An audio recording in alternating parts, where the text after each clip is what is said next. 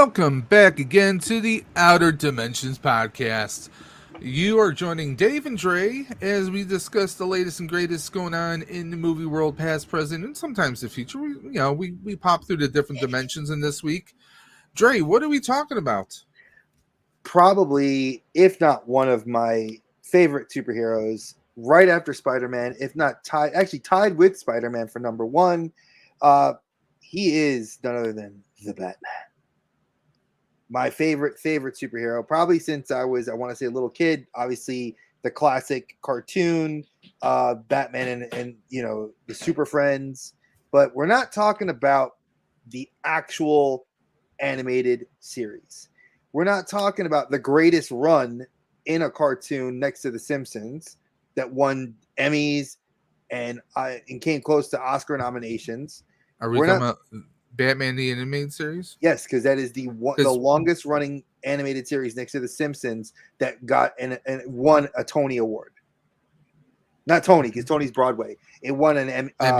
The Emmy Awards. And I thought that was. Oh, it was close to getting a Peabody at one point, but I could be mistaken. It was close to getting the Peabody as well. It is one of those few series that did so well. That wrote canon, and what we'll say is obviously R.I.P. this episode. R.I.P. to Arlene Sorkin, the original voice actress for Harley Quinn. She will be sadly missed. And she was also a comedian too. Yes, back in the day as well. She was 67 years young. So I know the community mourns her loss, and we all do. I know people are like worried about Mark Hamill. Let's just keep. I mean, there's a number of actors from Batman the Animated Series who, they're up in the age. I mean, Donald was it? Yeah, I want to say Donald Glover. He was Lionel Luthor in Smallville. He was also the voice of the Riddler in Batman the Animated Series. So I mean, there's a lot of actors. Richard Mall. There's a lot of people who are there. There are certain age up there. Speaking of certain ages, we have the man, the myth, the legend himself, the shark of the YouTubes, Blue Sasquatch. Yes, we are live, Blue. Thanks for what up, Blue. In. He says, "I'm Batman." All right, so just like we did with Spider-Man, just like we did with Superman. Let me run you guys down the criteria of how this goes. So we rank them in date order, and they have an age of when they became Batman, as well as donned the suit for Bruce Wayne. Mm-hmm. Their highest grossing film. Now, ironically enough, Dave and I, when we sat and discussed this, we were like, should we do all the live action ones? Because I was like, we have Titans had a Bruce Wayne and a Batman. We got a, we had Kevin Conroy did a one-off appearance as a retired. Yeah, he did the Crisis on Infinite Worlds Batman. So we had to say no to those because they didn't have a major motion picture. And I felt like that's a criteria that if we could put on a graph and to do statistics, we can plot and who. I mean, arguments could have been made for Bruce Wayne from Gotham. No, I would not call that show. No. I stated there could have been arguments made for it. Didn't say that they would have won, but there would have been arguments made. Okay. So yes, and now we're going to start. Now we start from obviously the first in 1967, and then we're going to go all the way up to the present. So obviously, Adam West, may he rest in peace. I mean, we to be completely honest and full disclosure, we did not include the Batman serials of the 40s and 50s. There were a few loose ones. But no one, honestly, I don't think anyone in our audience could even recall seeing them. I mean, I never saw them. But they are in existence out there. They weren't they were mostly like 40s. And I mean, the bat suits were, you can imagine how the writing would have been. So that's why we went, we started with more, maybe Golden Age. Yeah, I would say, well, the serials would be considered golden age. This would be Yeah. Silver. He'd almost be silver age, because silver age is the late 60s to the early 80s. Yeah. And this was then he was modern. definitely a little bit more lighthearted too. Yeah. I think Adam West was by far, to many, consider Adam West to be the titular comic book inspired Batman. Like, he is the Batman that I know Baz Luhrmann, the guy who did Luhrmann. Yep. Yeah, but he's the one who kind of modeled his Kilmer and his Clooney Batmans after this one, and a lot of people did not like that. So, for obvious reasons, I mean, this Bruce Wayne and this Batman were definitely the inspiration for the animated, well, not the animated series, but the cartoon appearances of Batman, through the 70s and the 80s. So, folks, if you guys didn't know, I didn't include, now, when I looked at highest grossing movies, ironically enough, I had the opportunity to actually put in Scooby-Doo and Batman from the early 2000s. There was movies in the 80s. They had Phyllis Diller on the TV show, but they also did a movie with her. For those of our audience that are above the age of 35, you know who Phyllis Diller is. And if you don't, there's Wikipedia. And YouTube. And YouTube. And you can find her on old episodes of Hollywood Squares. Oh, yeah. It was hilarious. She was saucy. She was a great comedian. She was a trip. So obviously this Batman, his film was the original TV pilot. It was a 2-hour movie that I remember talking to Dave about it off camera a few weeks ago, that I had seen this movie in the 5th grade. So we're putting me back in elementary school all the time in grade school. Yeah, because it's got no cussing. The violence it was the 60s. I mean, come on. I mean, the only thing that might have been questionable is like mini skirts. I mean, really back then, I mean, even the fighting, you would get like the big comic book, pow, bang, boom, you get the little, it meant to be an exaggeration or an expanded variation of comics from back then. The premise was basically the Joker, Penguin, Catwoman kind of team up together, and Riddler. And that was not the Eartha Kitt. That was not Eartha Kitt. No. Eartha Kitt one. That was the. That was our first. That was our first Catwoman. Yeah, let me see Batman movie. Come on, you should know who she is. Why am I blanking on her name? Lee Merriweather. Mm-hmm. Thank you. I'm sorry. It was the original. So you're looking at the original cast. It would have been Catwoman as Lee Merriweather, Cesar Romero as the Joker, obviously Frank Gorshin as the Riddler, Burgess Meredith as Penguin, and Alan Napier as Alfred, as your boy Alfred, and then Burt Ward and Adam West as the titular Batman and Robin. Now they did have other characters in there, but I think those are the immediate remembrances. I have to correct you. Catwoman in that movie was Julie Newmar. That was Julie. It says right here. It was Lee Merriweather. Do you want me to no, I believe you. I believe you. I'm not going to argue. It just said that Lee Merriweather was it. I was going to say it should have been Julie Newmar because I think she was the original. But that could have been for the TV part. The TV pilot. Newmar was the first one. Yes. All right. So obviously, for those of you that don't know, there was a switch over from Julie Newmar to Eartha Kitt, and that was a major thing in television because at the time, Eartha Kitt was the only other black woman that was on television because Nichelle Nichols was the only other black woman, and she was on CBS, where this was on, if I'm not mistaken, ABC Network. And for all you youngins that might be watching or listening to us on Spotify or wherever you get your podcasts, Eartha Kitt, you might know her best from the Emperor's Groove. Yzma. Yep. So you guys will probably know her from there. And she also did her voice of Catwoman in the last animated film. Yep. Where Burt Ward voiced himself and Adam West voiced. It was the last role he did before he died. Which had Shatner in there too. Yep. And Shatner was, I forgot what he was. He was Two-Face. Yes, he was. Good job. He was Harvey Dent. But the premise was basically the bad guys get together and they're trying to attack, basically take hold the world hostage by they basically dehydrates the world leaders at the United Nations, and they're trying to take out Batman and Bruce Wayne, and just it's all kinds of campy craziness. It's fun. I mean, take a look at the picture here of Adam West. There was no bodysuit. That was all West. That was all West, baby. So I mean, back then, we didn't have bodysuits. We didn't have like muscle padding that they could put in suits. That was all him.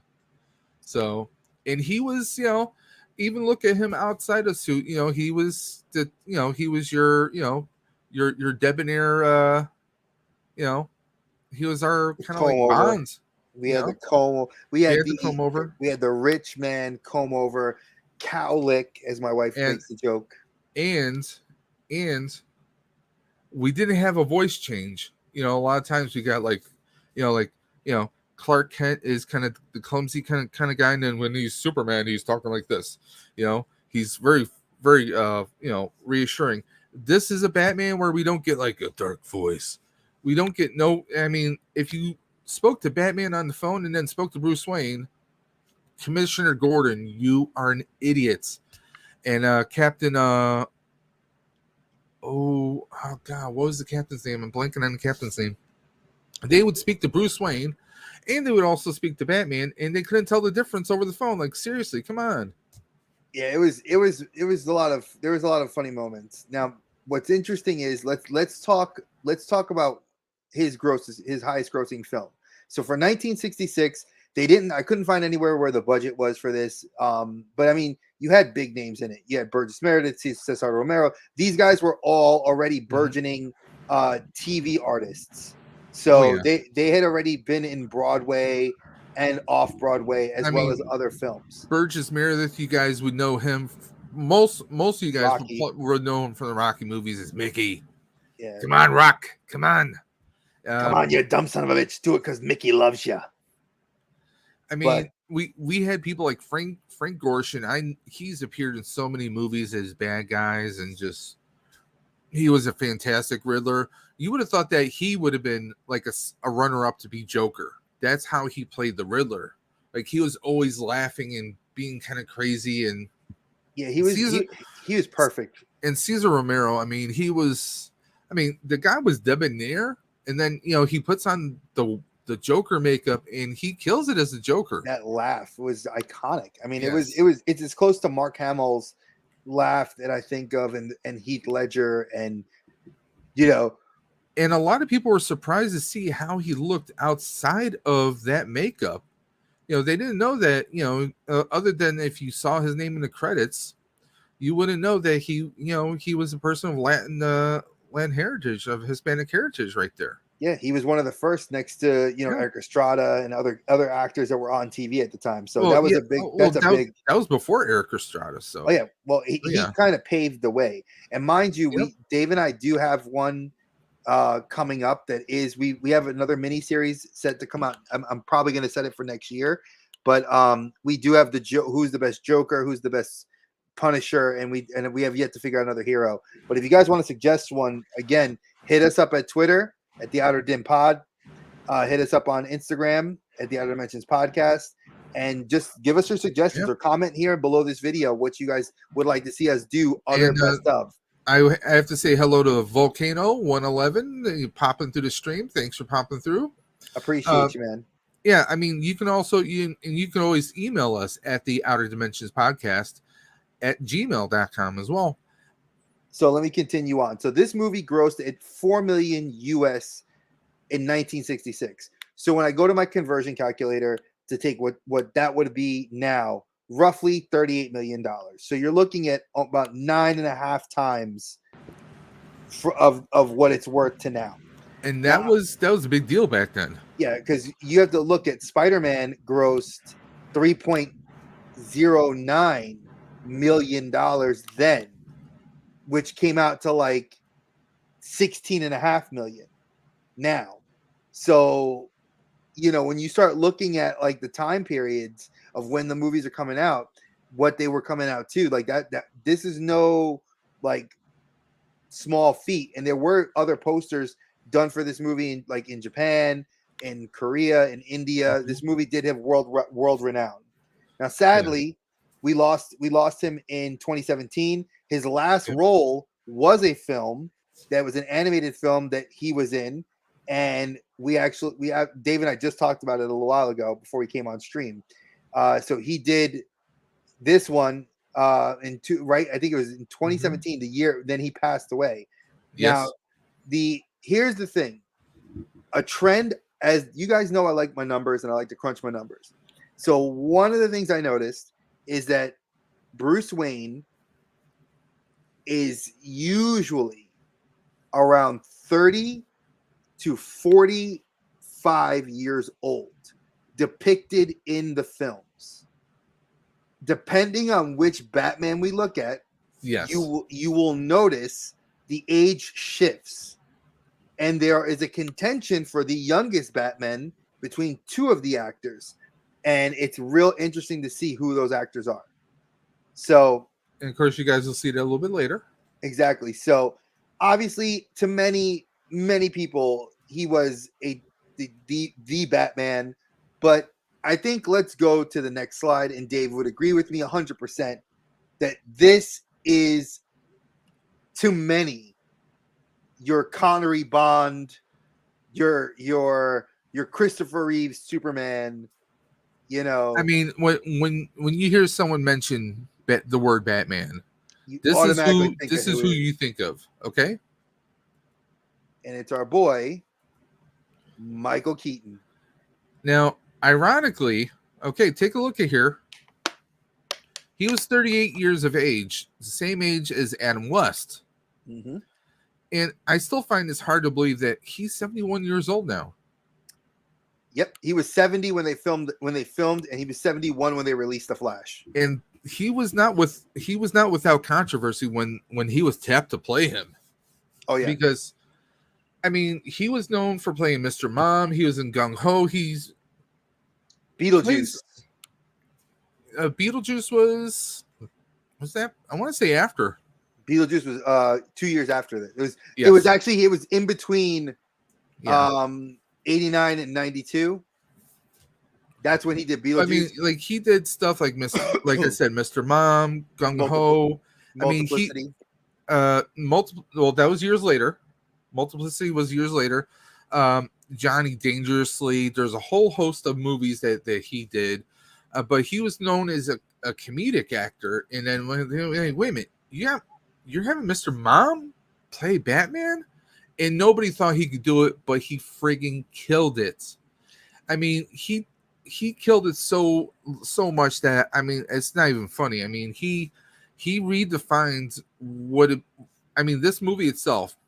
Tim Burton, Michael Keaton, they redefined the superhero genre, because mind you, in the 80s we had a few like one-offs or movies that were trying to be a superhero movie.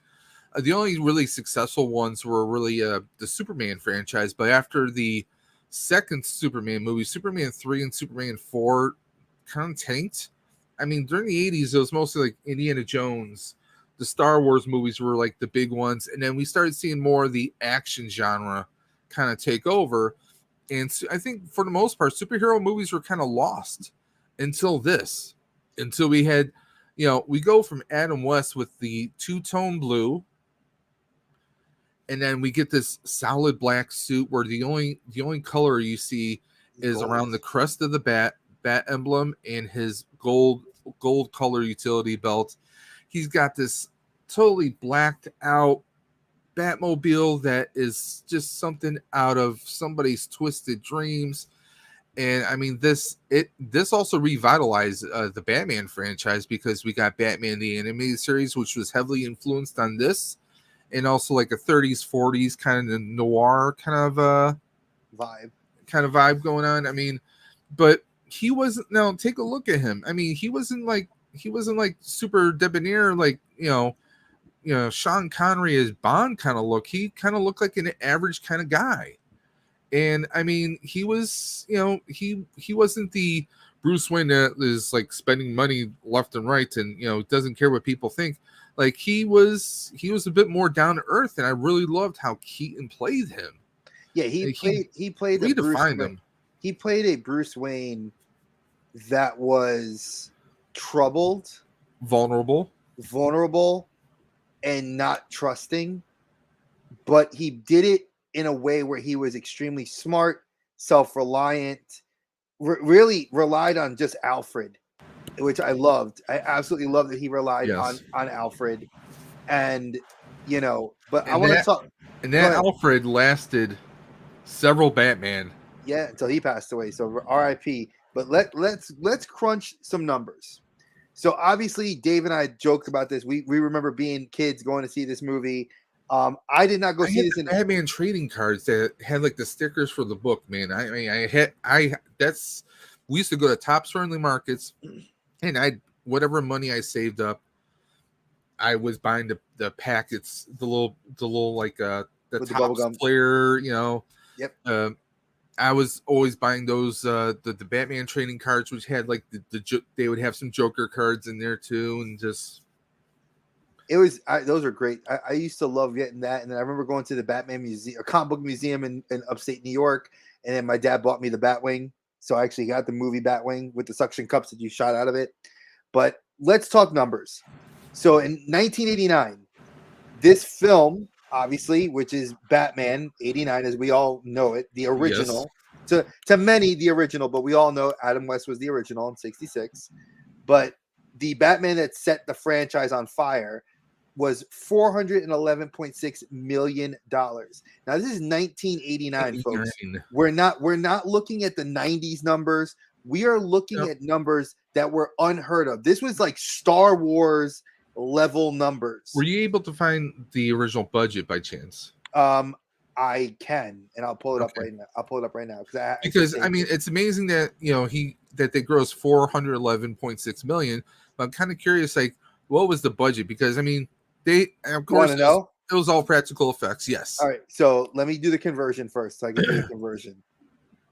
The conversion is just nuts.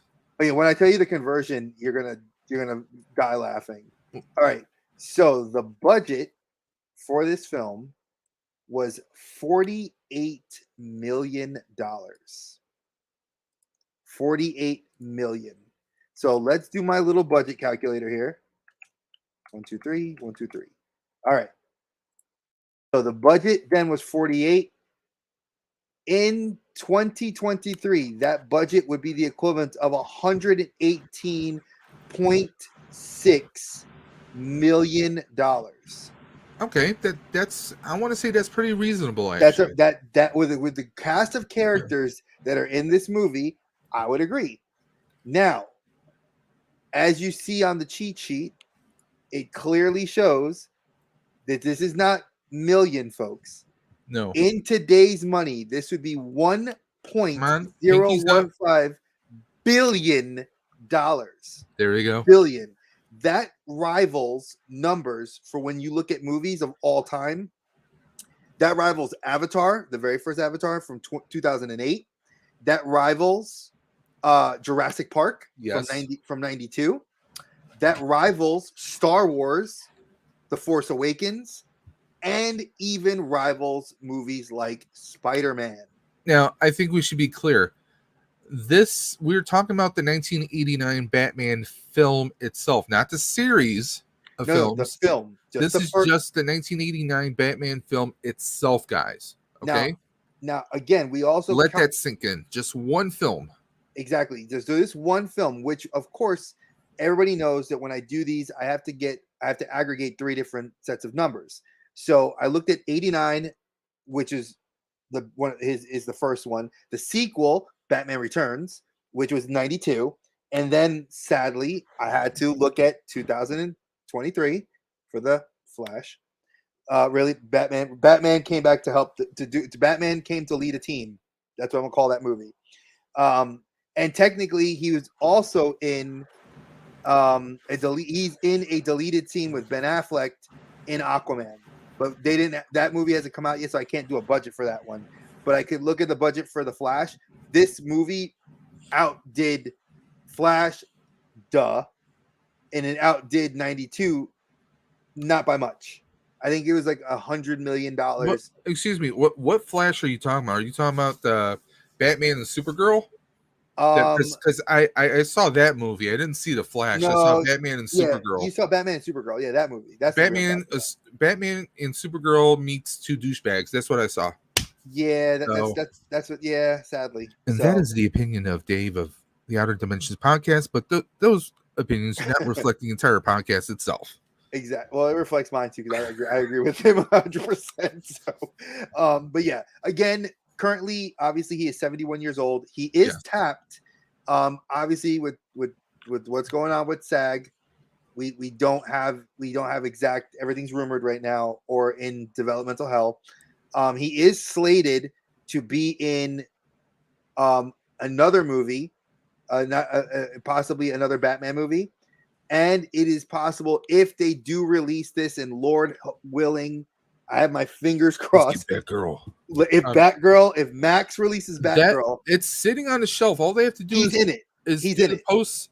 They just that all they have to do is take that off the shelf, do the editing, and I mean, at least that way, Warner Brothers, Warner Discovery, whatever the frack you want to call them, Warner Discovery Plus.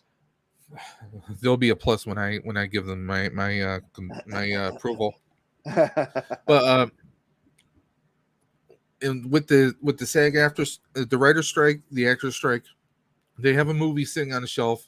Spend the money, put it out there. We want to see it. We will see anything with him as Batman. And he has even a very if it's prominent just a role. Little bit. And just so for you all to know, it is a prominent role in that movie. Like it's not like. This is not like he was in the Batman Supergirl movie that we just watched. It was something a lot more prominent. Yes. So it's rumor. Now he obviously, again, like Dave said, he was 38 years old when they got him for the role. He's 70. He's 71 now. So tap him while he's still young. And honestly, I mean, if you look at Keaton now, he still looks pretty damn good. I mean, he was in Spider-Man: Homecoming. Yes, as the Vulture, and he was in his late 60s at the time. Yeah. I mean, hey, don't sleep on things. I mean, it's, he can still pull off. Plus, let's be honest, he's the perfect age for a certain movie that I've been wanting for friggin' years, people. That's the other tap. That's the other rumor tap that they've been pushing. Several studios have kind of been blowing off the dust off the scripts. I'm saying it needs to happen. Anyone who is a comic book or even a cartoon fan of Batman, you know what I'm talking about. I'm talking about Terry McGinnis, old Bruce Wayne, Batman Beyond. We need that. And we got Keaton the taste. Is prime. I mean, he's in hell. He's in better shape than Bruce Wayne was in the cartoon. I mean, honestly, if he was alive today, Kevin Conroy would have probably been the one we all would have loved to be in the movie, to be Bruce Wayne, because he was the age, he had the voice. I mean, he didn't exactly have the Batman build, but I mean, he could still that they could. They could. But I think Dave is 100%. If we need someone to be in the bat suit, so let's move on to our next Batman. Obviously, like I said, but this is everybody's kid growing up Batman. So let's move to our next one. Still my Batman. What are you talking about? He is mine. I mean, like I got his figure sitting over here. and then there's all right. This one. Let's as a teacher, I have to recap what we said before. So remember, I said Baz Luhrmann, who is notorious for pardon my French, for fucking up superhero movies. He has put his hands in several of them. Volcano, that's what Rolando does. He's one of our mods. He likes to share out with everybody. He just likes to share everybody's links. He likes to grab people's links and help everybody grow. That's all. Yeah, it's nothing bad. Don't worry about it. So Baz Luhrmann has screwed up, and like I said, pardon my French, fucked up many a good superhero movie. Batman took a turn for the worse. Now, some of the best toys came out from these movies, but the franchise and some of the best stuff you'd see at a McDonald's or Burger King came out from these movies. I wish I still had those Batman. glass mugs. Okay, man. Yes, I do. I wish I did too. I think if my aunt still has them wrapped up in her garage from my mom's old house, my mom had a full set of the ones from Burger King. Oh yeah, Those are worth money. My sister was working at Burger King, so we had a couple of those sets. Because those are the shit. Man. So now, obviously, we're going to come into a time where we only get one actor for the Batman role, and it's going to shift a couple of times here. Oh yes, Kilmer, who was doing other action films and other kind of more serious. Kilmer was a comedic actor. Yeah, I mean, he was doing comedies around this time, like Hot Shots, but yeah. I mean, he did stuff. Back in the 80s, he did a movie called Top Secret, which was not well received. Which was Top Secret was hilarious. If you are a fan of the slapstick comedy biopic, that is the movie to watch because it is what inspired the Hot Shots. But series. Movies like Real Genius, Top and then Gun. later Braveheart, or not Braveheart, but what was it? He was Lionheart. Lionhearted, was it? I forgot what it was. He was an FBI agent, and there was some crimes, some murders or something. He had to uncover it on a Native American reservation. I'm trying to think of it. He also did Salt and Sea. He did. Yeah, I mean, he was doing a lot of stuff. The Saint. Yeah. The Saint, which is like kind of a serial of a James Bond character style thing. I mean, great stuff. Oh yeah, she was great in that movie. Now, obviously, his film was really well received. It was only 3 years after we had lost Keaton to do other work, and he was now the first younger Bruce Wayne. But again, people felt only by 2 years. Yeah, he was only by 2 years, so it's not really much of a difference. And he's 63 years old now. His last feature film he did was Top Gun Maverick, where he was his character Iceman. They did a lot of CGI. Yeah, CGI with him, because those that don't know, he's actually suffering from a form of throat cancer. Yeah, and he had hypothyroid, and he had hypothyroidism as well. Yeah. So that was the other thing too. Now, let me ask you, how did you feel about his Bruce Wayne? I want to know your thoughts first before I get mine. So I don't like his Bruce Wayne because I didn't like the world that he was. I liked the world, like the villains, more than I liked him, because Riddler. Yeah. Jim Carrey's Riddler to me is second on the list of my favorite Bat villains, right underneath Ledger's Joker. I mean, because there's the line. I can definitely agree with you there, because I mean Jim Carrey back then was just, he was on fire. The Mask, he was in living color. The only person who could have done as great or even better was the person that they passed on. Robin Williams, because Robin Williams was about to be tapped to play Riddler. Also was tapped, but that was if Tim Burton had kept on with the franchise. So because Tim Burton left and Baz Luhrmann picked it up, it went a very different route. and Jim Carrey and Tommy Lee Jones did a great job in their villains. But I think, like I said, for knowledge, Tommy Lee was having fun with it. But to me, Val Kilmer was a little too dimensional as far as Bruce Wayne. He was he was playing Bruce Wayne as more methodical, more. No, he played the detective. He played the true detective style Batman. He played it a little too much. Like, I didn't get. See, one thing that we know. Anyone who's ever read the comics, anyone who's grown up with Batman, one of the reasons why he does this is the tragedy of losing his parents so young. Wanting to never have anyone have to go through what he did. And that was to fuel the fire for him. I don't get that from him, from his betrayal. I don't get like any kind of anger, any kind of hatred, any kind of frustration. It's like he's almost like a robot, almost like an android, so to speak. Yeah, he You had know? that fear. They showed like that little bit of fear in him, like with the bats, like when he was seeing Yeah, the I bat mean, fly at him. But and like they didn't go you into get that. Nicole Kidman in here as Chase Meridian, The the new Vicky Vale. yeah the new love interest who happens to be a psychologist, and it kind of falls flat.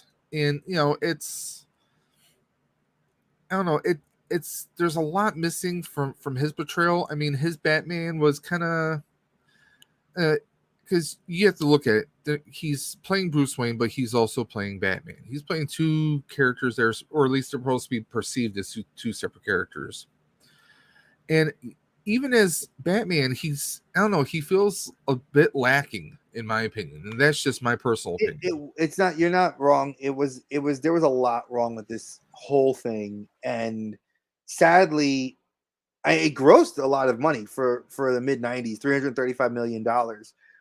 I mean, mind you, Jurassic Park, I think, was, to be very frank, Jurassic Park one grossed the most money in a movie for literally 30 years. It Well, wasn't it till was the a early, Spielberg movie, let's be honest. well, yes, but to be very honest, no movie until the new Disney Marvel Lucas franchise, which is all under Disney, came out 30 years later that we saw a usurping of the numbers for a film like that. So that's just to give you the basic kind of gist of it. He's 63 years old. Again, he's Yeah. fighting. In reality, he's fighting um, major health illnesses, and Health issues and family issues, trying to stay connected with his one daughter who literally lives next door to him. So he's trying to mend fences and everything. So, but one thing I will say this: Michael Keaton. I want to backpedal a little bit if you don't mind, Dre. go ahead. Michael Keaton's Batman was fully fleshed out. He had that balance. He had that seriousness, that trying to distance himself. Like in the first film he did, he tells Vicky that he's going to be out of town, but is really so he can drop the roses off where his parents were killed. And we see that seriousness, that we see that loss that really fuels him. Like you see like the essence of Batman, the essence of Bruce Wayne. I mean, we even get Bruce Wayne cracking a few jokes, going up against the Joker, saying, "Hey, you want to get nuts? Let's get nuts." Or you get when he's in was it the second Batman movie when he gets the audio recording of Yep. Danny DeVito, the Penguin, and he actually does a little DJ wait, little scratch thing. I mean, we had a good balance with him because Batman could be a little lighthearted at times, but that's the thing. We didn't get that with Val Kilmer, and I don't necessarily want to blame Val Kilmer for it. I want to blame the writing.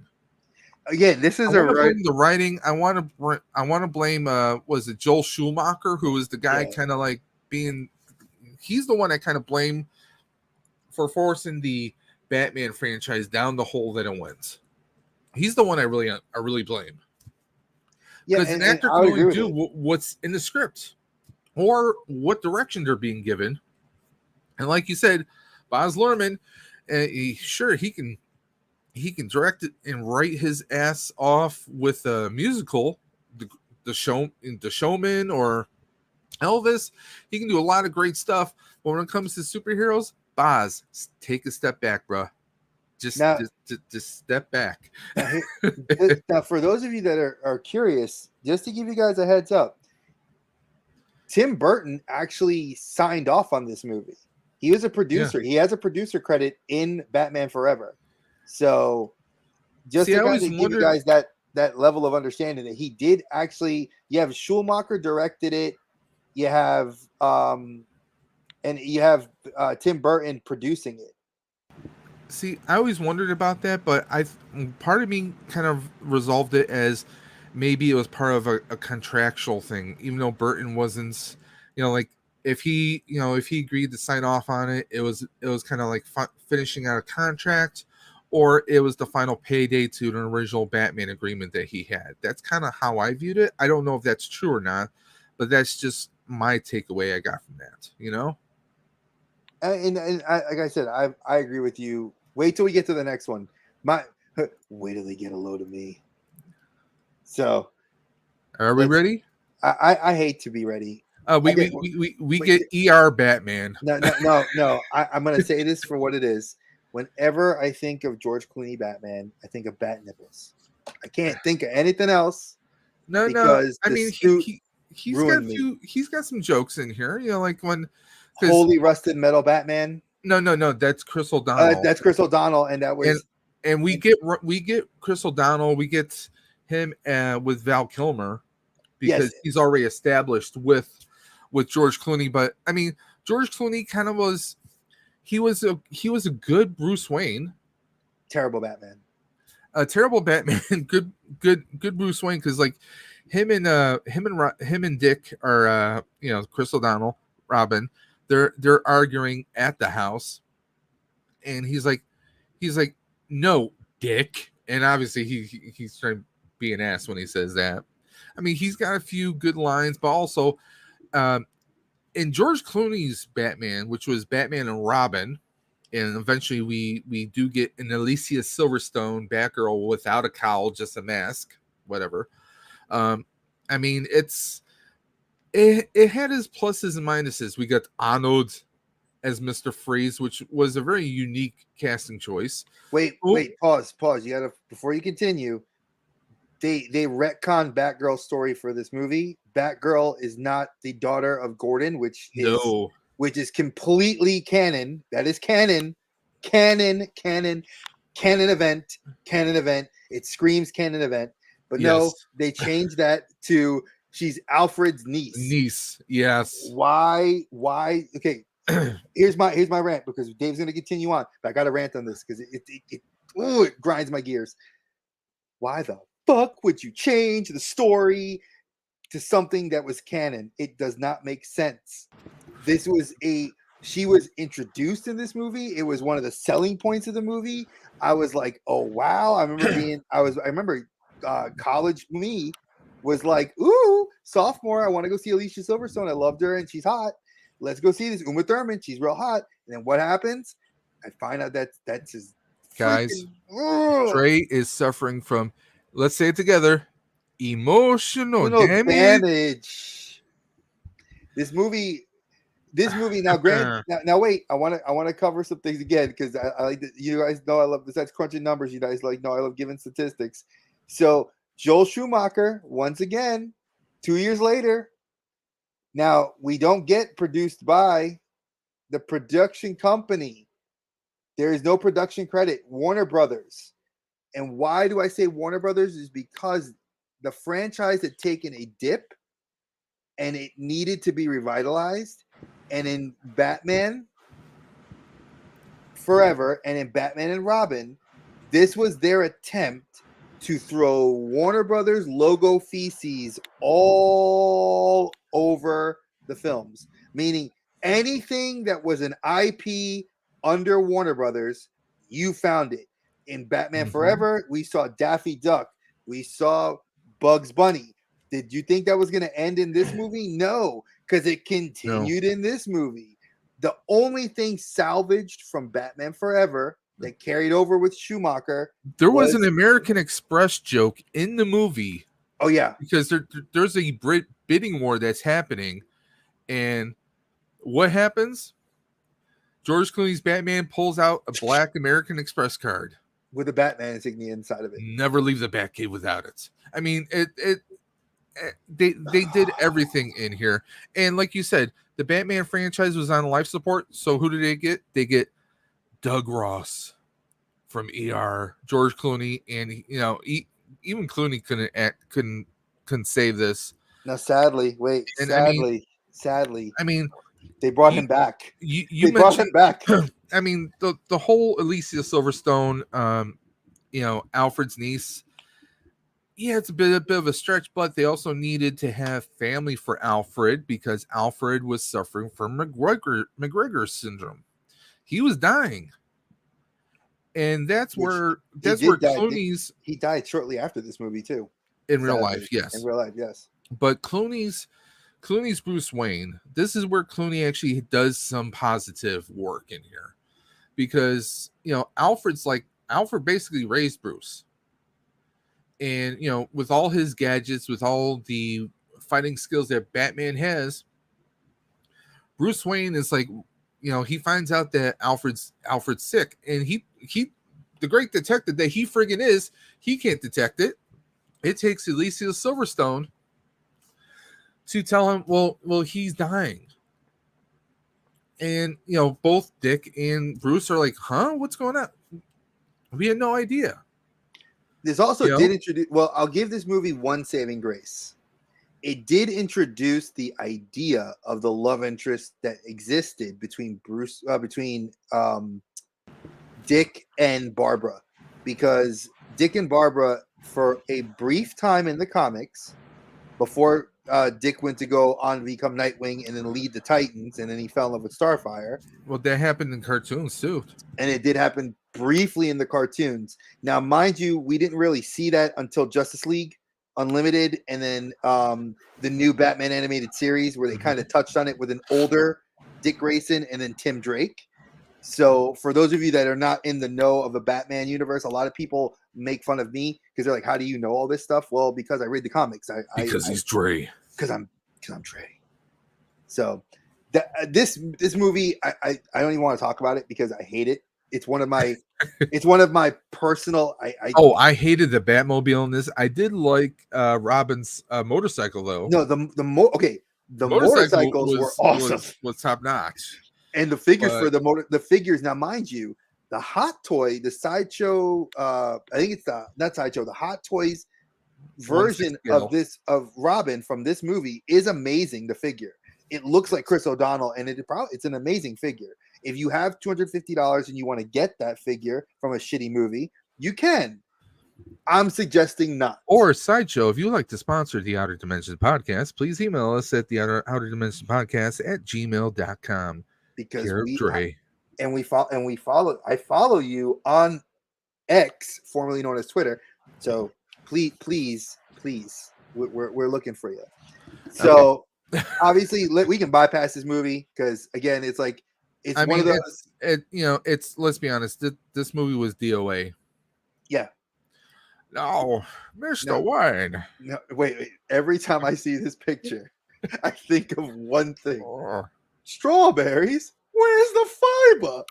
And he breaks the dude's neck. Love that meme. For those of you that have not ever heard the meme of Bane killing his henchmen after they couldn't kill Batman and they couldn't find the body in the sewers, he goes like, fiber, where's this? He's like, strawberries. He's like, what did you have for breakfast? I had pancakes and strawberries. Now, here we are. Now, I'm going to read some numbers here because I didn't go on the full rant that I did on the last one. So I'm going to go over some numbers here. Okay, we get Christian Bale, okay, known for playing movies like Ford versus Ferrari, fantastic film, The Mechanic, American Psycho. Oh man, don't Patrick Bateman. I mean, come on. The scene where he does the speech where he's talking about sports by Huey Lewis in the News. Yes, great. Probably one of his best fanatic. Films. I mean, come on. The Mechanic. Wait, don't forget The Mechanic. He did Terminator Salvation. He's got a plethora of films behind him and in front of him. I mean, he was probably the best part of Thor: Love and Thunder. Let's be honest. Many people feel that he was wasted on that movie, and he was definitely wasted. I'm one of those people that. And he lost weight for that movie, believe it or not, so he can do it. So yeah, he was wasted in a couple different ways. So yes, he was Batman Begins, The Dark Knight, and the Dark Knight Rises. The Dark Knight Rises. Yes. I mean, the Nolan trilogy, regardless of what James Gunn thinks, we're not asking you, James. If you don't know, James Gunn recently came out against Nolan's trilogy, basically damning it. So, well, we can damn him to hell. Unless he's going to be making a Peacemaker season 2, then maybe I will forgive him. So pause 1 second. I'm gonna as much hate as Gunn throws at the Nolan verse, he does do one thing that it's we got to remember Matt Reeves, Batman, and the Batfleck are all in the vein of the Nolan verse Batman. They're darker, they're grittier, they're the Punisher level Batman. So I want people that are listening to us to understand that whatever James Gunn's going to do with the Batman Brave and the Bold, which is going to be a separate storyline with Damian and Bruce, father son, that's not, a lot of people said that's not going to be the darker story that you're going to see in the Batman Part 2 with Robert Pattinson. Well, I'll say this. I think James Gunn could actually do well with Batman Beyond, because Terry McGinnis is he's a youthful, he's kind of a smart ass. I think that Gunn could, if he were to step out and do some directing. Yeah, and when I say step out, I'm talking about stepping out of his current role as head of DC, DC's film division with Warner Brothers itself. That's what I'm referring to. Yes, and I will say this: Blue Beetle. If y'all haven't seen it, you all know. I know. Hey Archer and Nerd Affiliated, love you guys. We're biting our tongues because we want to say so many positive things and negative things about the movies that are currently out in TV shows. There's one positive thing I could say: Blue Beetle is a great start foray into the new DC universe. Please continue doing what you're doing with that style of movie. Give us more of that in the vein of like heroes that we don't know and that we want to see come out. Like, if you're going to retell Superman, that's fine. If you want to retell Batman, that's fine. Just don't fuck up anymore. Because Blue Beetle was good. Speaking of Batman, let's get back to this. Sorry. My rant. Dre's going back to his corner right now. Yes, I am. I mean, we got a full-blown origin story. And when I say origin story, I'm not talking about Bruce Wayne losing his parents. We do get that. But we get a very emotional Bruce Wayne. The Bruce Wayne who, gets the opportunity to actually face the person Joe Chill, who killed his parents. And he goes on that mission he wants to be the Dark Knight. He wants to be someone who can protect people. So he goes around the world, not as Bruce Wayne. He's just kind of like, he's hitching rides. He's stowing away on cargo ships and trying to do everything he can to learn to fight, to learn to battle evil. Going to jail. And one of the best twists, I mean, Liam Neeson, he thinks he's the teacher, but he's really the big bad of the show. And I mean, he's an emotional. I mean, this is a Bruce Wayne we haven't seen before. He played him so damn well. I mean, where he's like, and Michael Caine is Alfred. I mean, come the frig on. I mean, you can't find a better. Well, no, I can't say that because we've had some pretty good Alfred since then. Jeremy Irons. Jeremy Irons.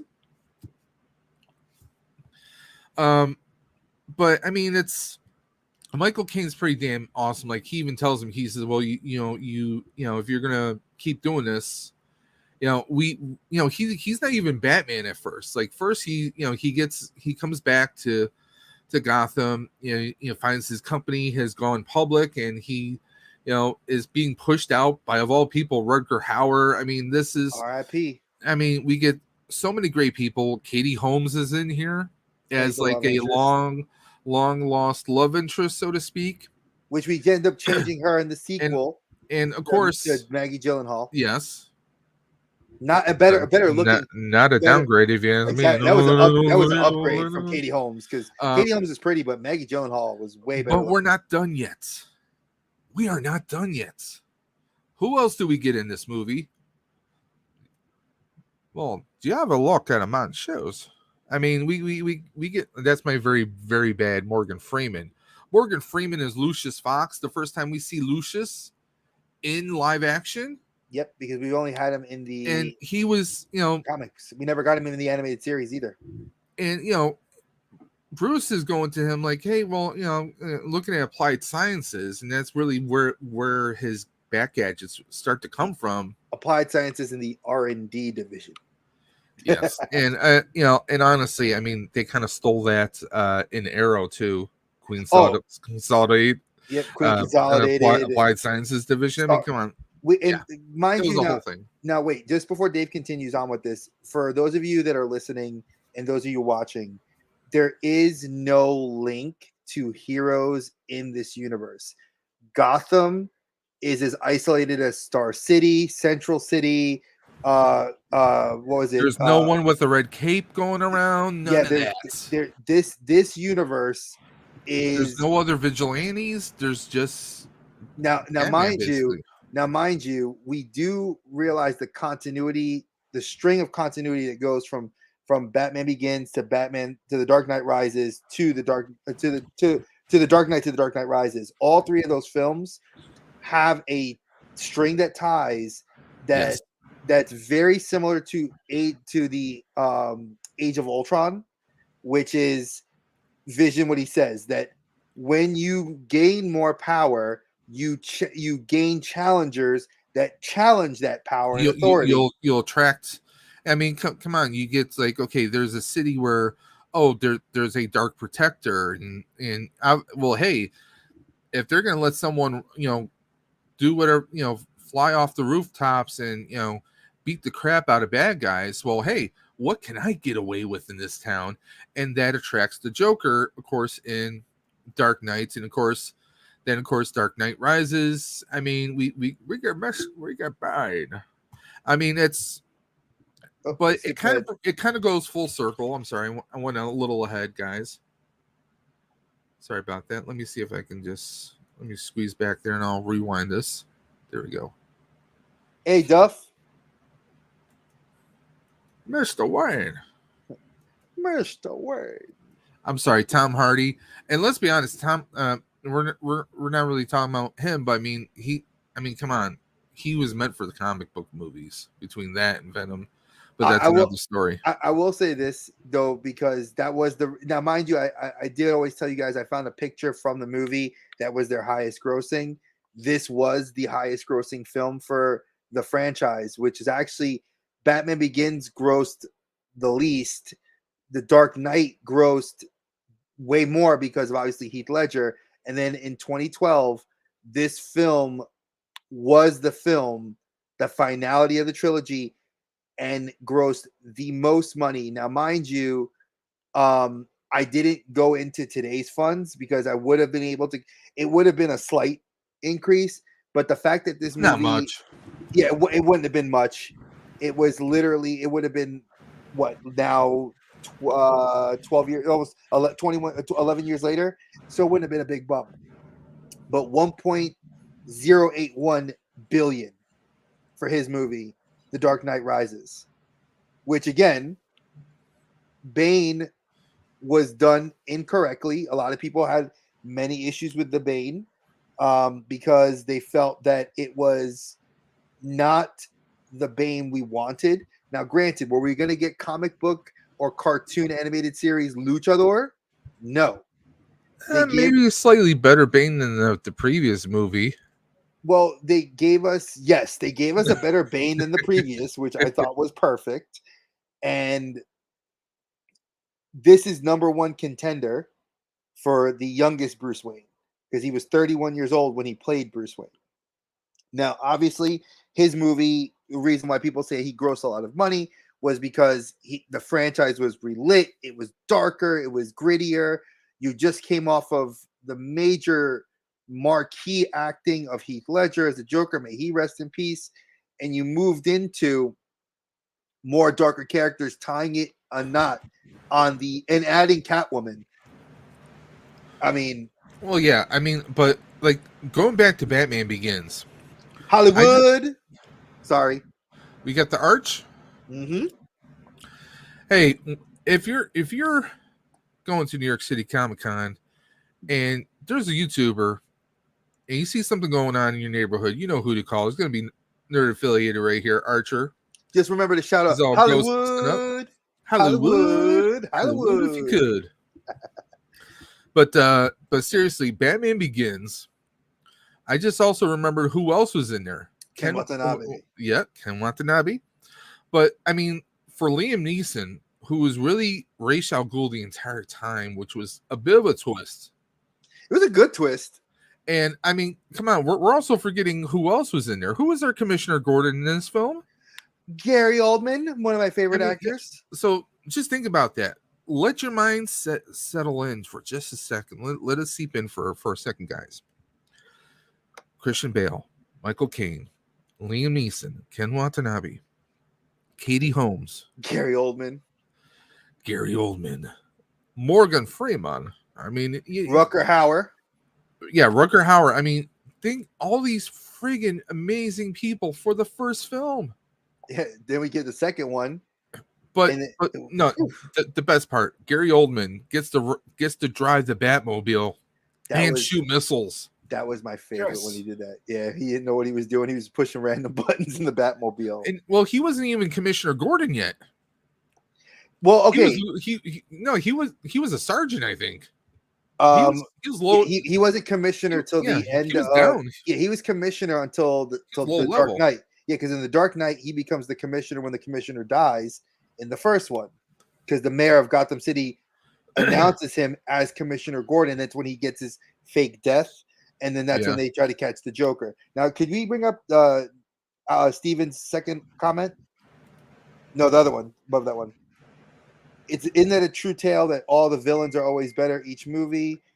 Of course, I can 110% agree with you that they're 9 times out of 10 you're going to always see a better Batman movie. And then he says, obviously, you have Jack and Danny out as the top of the two. I actually would say that I would look at Heath Ledger and Jim Carrey before I mean, Danny DeVito did a great job as Oswald Cobblepot. I mean, I'll give him that. Heath Ledger. I mean, his Joker, him and Jack. I hate to say the two Jokers right there, but I mean, come on, think of because let's rewind back to Michael Keaton's Batman for a second, okay? We get Jack Nicholson. Now, the Joker we had before him, Cesar Romero. but I mean, that's cranking your Joker up to 11. Yeah, no, I'll say up to 12, because Jack Nicholson's Joker, he was this straight mobster type. He gets dropped in acid, disfigured, and then he's just driven kind of insane. I love the part when they're going through the the art museum that has the restaurant there, and they're he's painting everything, they're destroying everything. He's like, no, I like that one, leave it alone. And then they're just having he's and you can't tell me Jack Nicholson did not have a good time during that movie. Oh no, he did. It was like, you know what, do whatever the hell you want, Jack, and he did. He's like, whoa. Yeah, now listen, Mr. Affiliate. Hey, Gap, what's going on, Gap After Dark? And by the way, guys, a little reminder, we are now, in case people are just tuning in, because it looks like everyone's just tuning in right now, we are now at an earlier time on Wednesdays on the Outer Dimensions podcast channel. We are now at 7 p.m. Eastern. But if you guys tune in late, you can always catch us on the replays on our YouTube channel or Spotify, or wherever you get your podcast from. You can always listen to us. So just wanted to give you guys a heads up, hey, really, whoa. So you guys already started? Yes, we did. So I will say this: if that whoa was for what I said, I will stand on my hill and die on my hill, as I choose Heath Ledger over Jack Nicholson. Yes. And I will choose Jim Carrey over what was it? Danny DeVito. I'm not saying they were bad. I mean, that's Burton. If I want a Burton Batman, that's good. But if you take apart, I'm not choosing Jared Leto, because Jared Leto was terrible. I like Jared Leto the actor. We don't talk about Jared Leto here. But I'm sorry. he's in the Joker category, you know. But if I'm No, he's gonna not. but if He- I'm gonna He's Joker from Wish. Let's be honest. he is. Or Timu. Yeah, I like that. Or team. So yeah, you know, if I'm gonna like, I die on that hill. I will die on that hill. That those are the two, because Jim Carrey, for me, killed it as the Riddler, and salvaged a rather shitty Batman movie in many many ways. So Now, I can't. Now, like I said before, Jim Carrey is great. He's fantastic. To me, it didn't. It felt like, excuse me, hiccups for a second. and the worlds are completely different, because you are looking at you're looking at different directors, because you're looking at Schumacher's version of villains, which are comedy and campy, and a return to the franchise of campiness from '66, where Burton was trying to go his style, which is darker and more gothic. And I think Nolan gives a good blend of taking a campy villain in the Joker and turning him into the sociopath that you needed to have him be, which was what Mark Hamill did when he embodied him for animated series. Penguin is also a solid character, because Danny DeVito does a great job of showing that, you know, and will I give the backstory? It's due that Gotham, the TV show, kind of gives you Cobblepot's backstory a little bit better as a rich kid. Well, yes. Well, let's just elaborate on that, since you brought up Gotham. Penguin had the same parents in both. Paul Rubens and the actress who played the mother for Danny DeVito's Penguin in the flashback also were Cobblepot's parents in Gotham. And you're right, Steven. The studios did hate the first two movies, because it's crazy to think that Warner Brothers hated something that grosses billions of dollars in a franchise, but then goes to Logo Feces 96, 95, and 97, where everything Warner Brothers IP was in their movies, and they both were terrible. Let's be honest. The studios think they know what they think they know what the fans want. No, unless you're fans. See, that's why there's like certain films, like take a look at the Russos. We've talked about them before. They were fans. Mm-hmm. That's when you have fans come together and they're the ones writing, they're the ones directing, they're the ones producing, you're going to get a phenomenal outcome. Ed Norton, when he directed the Hulk, probably one of the best Hulk films you're going to see.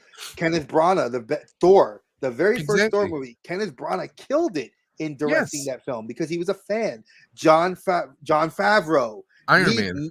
Yes. No, anything Favreau touches is gold. Elf, Mandalorian. Okay. Now, are you talking about directing or anything he puts his hand into? Both. Because we reviewed a movie last week called Daredevil. Favreau was an actor. No, Favreau was an actor in it, not a director. That's why I asked. Are you talking about directing or anything that he puts his hand into? Anything he directs is gold. See, this is what I do. I turn people's words around. He could try. That's what she said. But and here's the funny thing, nerd. I'm gonna nerd affiliated. I was saying that when Dave was mentioning the statistics, the toys for those franchises are some of the most sought after collectibles. If you guys follow the major figure podcast, if you guys follow pretty much any if you follow Ethan Page, Yes, have some. Toy Anxiety and Yes Have Some YouTube channel. They're big into collecting 90s and they're the most sought after toys. So yeah, and there are certain exclusives you can't get anymore. Like there were KB Toys R Us exclusive. I know Ethan Page, the professional wrestler for AEW, he just took his toy channel down. But if you look at some of his older hunts from last year, earlier this year, you'll see he finished his entire collection. Like he owns every 90s Batman toy that was ever made. And only other person that rivals that is like what's his face? Matt Cardona, the other independent wrestler, because they're both huge Batman marks. So just if you guys didn't know anything about those, you can check them out if you're a toy hunter or a fan of watching toy collecting Okay. videos. But now here, this is the only movie that came close to touching Keaton's record. Well, he actually surpassed it. No, this one surpassed it. 1.081. But out of the other ones, this is the only one that really came close to touching Keaton's record, which was 1.015. Great number, by the way. But I mean, it's pretty amazing, and he's still young enough that he can come back as a Batman. He's only 49 right now. I could definitely see some. We have a lot of weird, freaky multiversal stuff going on right now, so you just never know. Okay, let's go. But I would like to see him come back as a villain in a future Batman movie. So here's some just throwing it out there. Here's some hot takes for those of you that did not know the bad movie that we call The Flash. That, and I know, hey, Archer's gonna hate on me for saying it like that. The Flash Batman is a girl and a Batman. Yeah, yes, exactly. Sounds like oh god, so many bad things we could say. We're a family friendly channel. That's for the after outtakes and stuff. No, we're not. I know we're not. Bale was approached by Buscemedi to come into this film, into the Flash, to be in the multiverse of Batmans, and he opted out. He said, "I'm done. You are taking Batman out of a comfort zone that I would like to see it in," and he had other projects he was working on. So just to give you guys the foresight, a Batman with character and morals. Exactly. He was like, I'm doing other This projects, Batman, and he didn't want to reprise the role unless Nolan was directing. I'm sorry. Let me rephrase that. I'm Batman. I mean, come on. Let's be honest. I'm the Batman that does everything like this.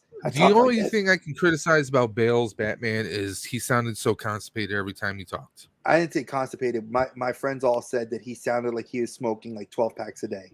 No, it's not who I am under the mask. But what I do that matters. It sounds like he's trying to drop a deuce. I mean, come on, let's be honest. I'm just saying.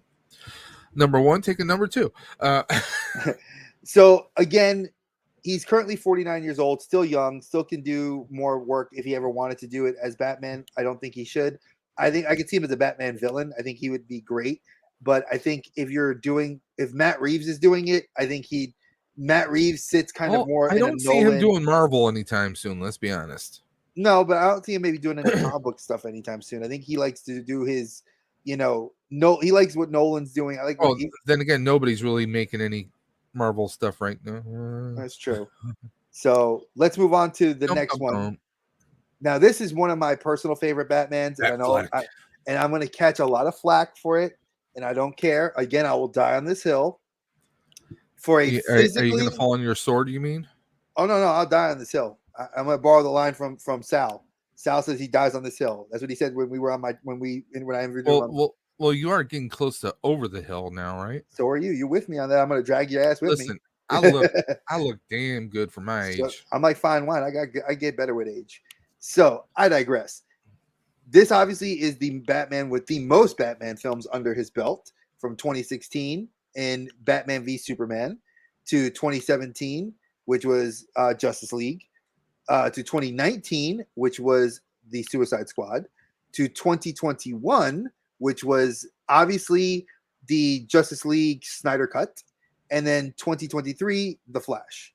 And really his role in The Flash was more of a cameo than it was an actual full-on role.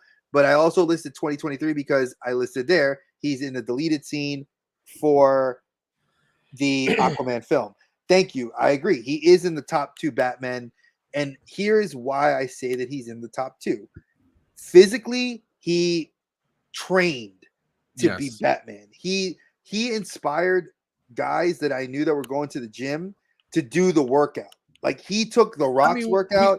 We saw him doing the hammer with the truck tire thing. I'm like, we saw him doing like real workouts. He had the 150-pound weights on the chain to his feet to do the workouts. I mean, he was torturing his body because he felt his parents were taken from him and he had to do something about the alien, because this is the first Batman that now is in a multiverse, in a universe where other heroes and He was villains friggin' exist.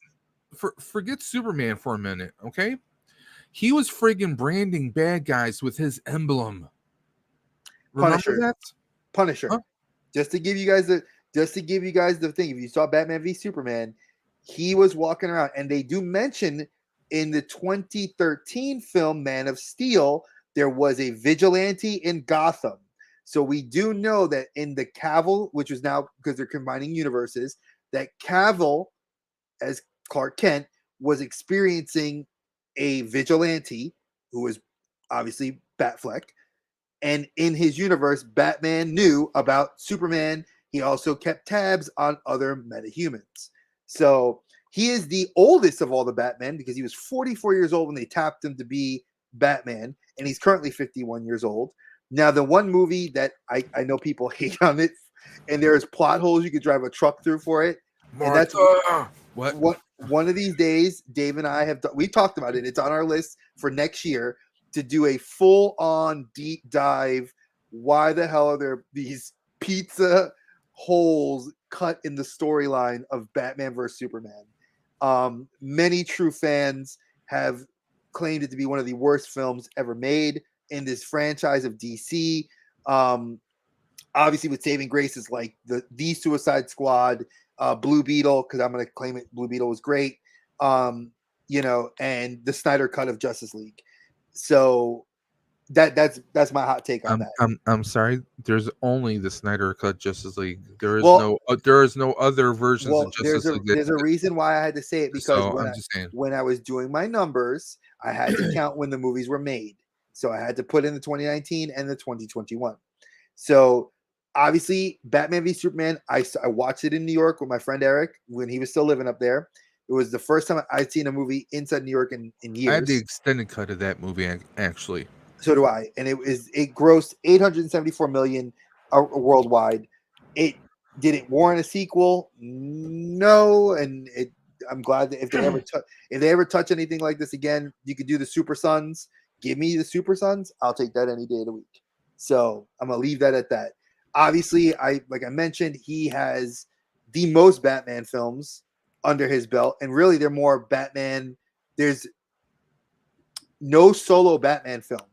So let me clarify that. He is the first Batman to not have a solo Batman film. He was supposed to, which was Matt Reeves until he had some issues with substance abuse and had to he lost his contract with Warner Brothers, and that's when Robert Pattinson was stepped in. I Now, mean, well, he is married to J Lo again, so I mean, well, it's straight off, I guess. it's a lot. There was a lot of things he was going through in his That's where the personal life. substance comes from.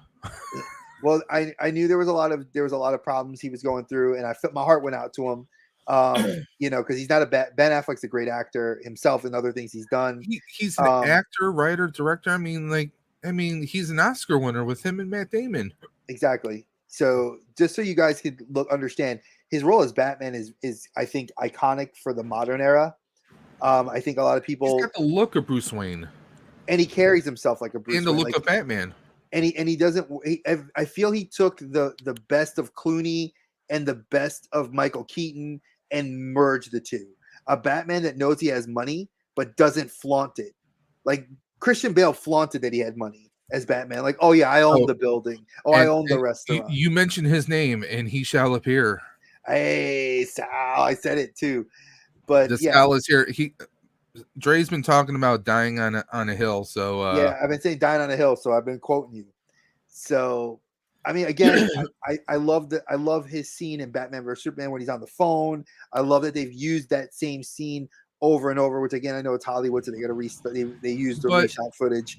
But we get something that scene you're talking about when he's on the phone. The same time that the end of Man of Steel takes place, where the battle's happening. I mean, that's the first time we've seen in live action Bruce Wayne doing what Batman would have done. Like, he's risking Christian Bale, Nolanverse, third Batman film, second Batman movie. he gets in the car, in the Lamborghini, in the Lambo, and he runs it into the car. Okay, I'm talking about not wearing. Okay, that's driving inside a car. You're in protective shield. No, but he still, but he was dressed as Bruce Wayne. Okay, He wasn't. I will step away from that. I'm not gonna cause arguments. I Because know. I'm just saying. no, I'm just saying. because if you're driving a fast car, yeah, you got a little bit of ability. He's running around, trying to protect a little girl and trying to help people out of rubble with bare hands, no cars, no extra tools or gadgets. Two different So I'm kinds of gonna. Batman, though. Okay, fair enough. We can agree to disagree. Okay, I love it. I love it. Okay, I know your address. I know you do. I got yours too. Yeah. I mean, again, go ahead, Dave. I'm not gonna. I'm not. But I mean, with you. it's something that we don't typically see, though. Look at all the Batman movies that we're talking about tonight. It's not some. Keaton didn't do it. Clooney didn't do it. No, Kilmer couldn't do it. Let's take a look here. I just wrapped up a DM meeting with my group. Obviously, we sat around for an hour and a half and nothing got done. But I'm here with you guys rest of the night here. All right. Sal, if you DM meeting, what's DM? He's the dungeon master. Okay, D&D. dungeon master. Okay, I saw a meme today. This is what I want. This is what I'm challenging you to do for you to do one of these days. Play Dungeons and Dragons, but use Cards Against Humanity. It's going to be a funny result. I dare you to do it and let me know what happens. I'll give him some advice on how to do something like that because I've done something like that. But I mean, it's he was a completely different. What I'm getting at is he's a Bruce Wayne, but there wasn't. It was kind of a blurred line as to he wasn't like two separate people. It was like he was always the same person, whether he was Bruce Wayne or Batman. You're right, and I think that Batman versus Superman, Man of Steel, the battle in Gotham, the battle in Metropolis. I think he did a great job of showing that humanity. I will agree that Bale's Batman didn't really go out and fight in the streets because he couldn't, and I think that he became more of a shut-in. Where Batfleck more was like, I'm going to go fight and be Batman, and I think he defended his role very well as Bruce Wayne and very well as Batman. And hands down, I think it's like I said, he is my number 2 Batman for many reasons. And I think I mean, do I like his voiceovers? No, I don't like where's Martha? Martha. He sounds like freaking he's hopped up on steroids. So well, he has to have something to disguise his voice in. Instead of having like him talking more gruff, he's got the little voice changer in his suit. So I mean, okay, I was like, okay, I can go with this. I can roll with this now. But I mean, he's definitely one of the better Batmen. And like you said, he has a cameo in that one movie, and he's gonna have a cameo in the Aquaman movie, depending on if or when that comes out, because who knows. Yeah, it's coming out. So it wasn't delayed. It's coming out. It was supposed to be delayed till March of next year, but it's still coming out in December from everything that's I've been reading. And the deleted scene was pulled because this is the finality of Aquaman. And the reason they pulled it was because supposedly the scene that Affleck was in takes place after was supposed to basically movie? Yeah, and it's supposed to be like kind of like a continuation of like, oh, if we do the Justice League, this is the team sort of thing. Like, how Gal Gadot was in Shazam Wrath of the Gods, and she was also in her movie, and it's just a lot. So I know. Spoiler alert! I didn't see it. Didn't I give you the code? I gave you the code for it. Yeah, I just haven't watched it. I'm sorry. I've been busy with so many other things. She's in the commercials. Like, she was in the commercials. It's not like a big surprise. She was in the commercials. And she was in like 3 of the trailers that they did. Just like she was in the Fast. Oh no, I'm not gonna say that. That was a complete spoiler. But again, not the highest grossing, third highest grossing Batman film. and the oldest Bruce oldest Wayne when he and started. the oldest when he started. So let's go to the last one. And the Hey, last hey, one, 44 years old. Does that mean I can be Batman? yeah, of course you can. Or Listen, or dress can I for be the Fat job. Man? No, dress for the job you want. Well, I kind of have a few flight suits and a few proton packs. So I guess I know what job I can. I want to dress up as Batman, so I'd be Batman. Now, obviously, this is going to be the last one that we discussed this evening, and probably one of my more favorite Batman films. And a lot of people have criticized me. Get a haircut, Bruce.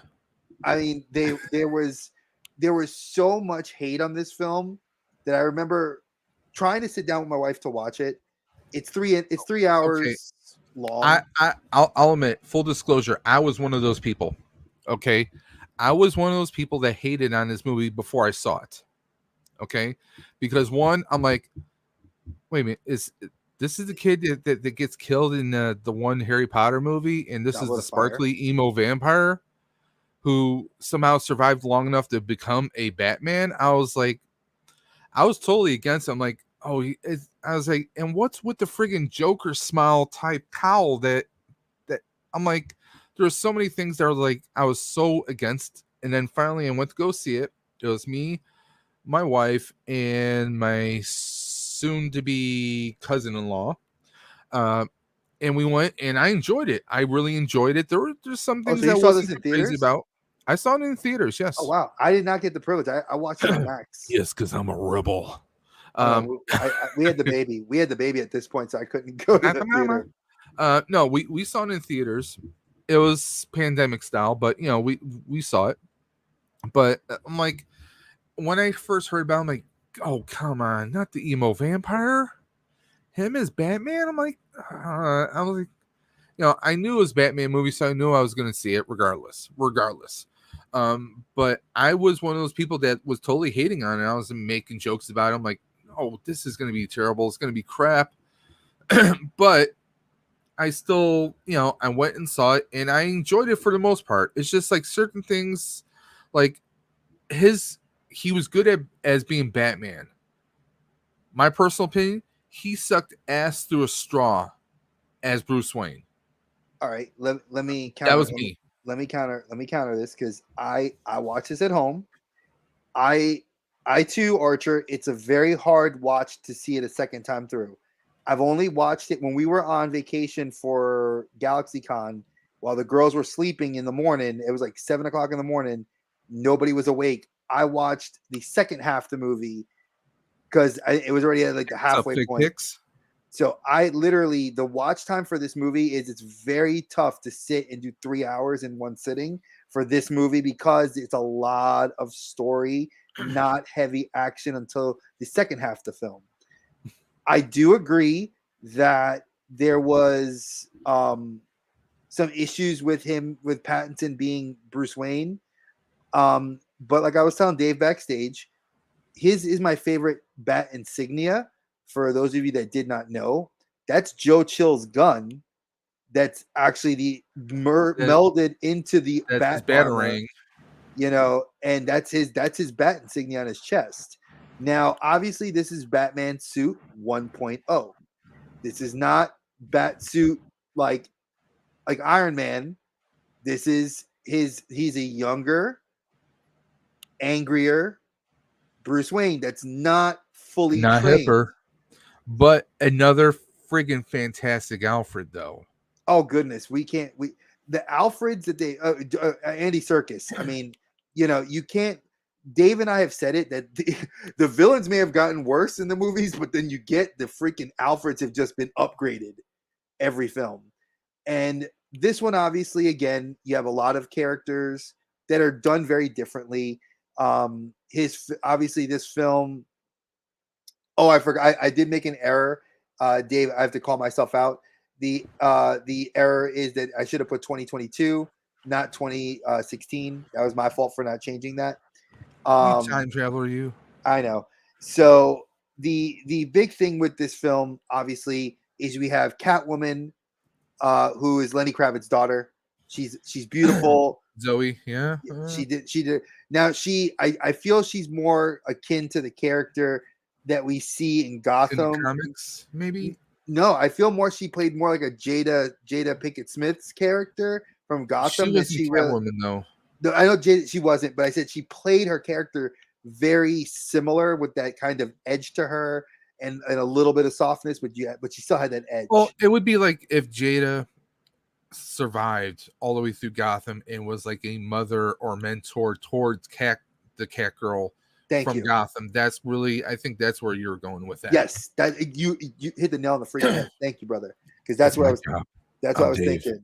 Now, as far as this was also our first kind of take that Catwoman was a metahuman, because when there's moments like where you see her put her hand on his face and her claws, her nails extend outward, that shows that she's a meta.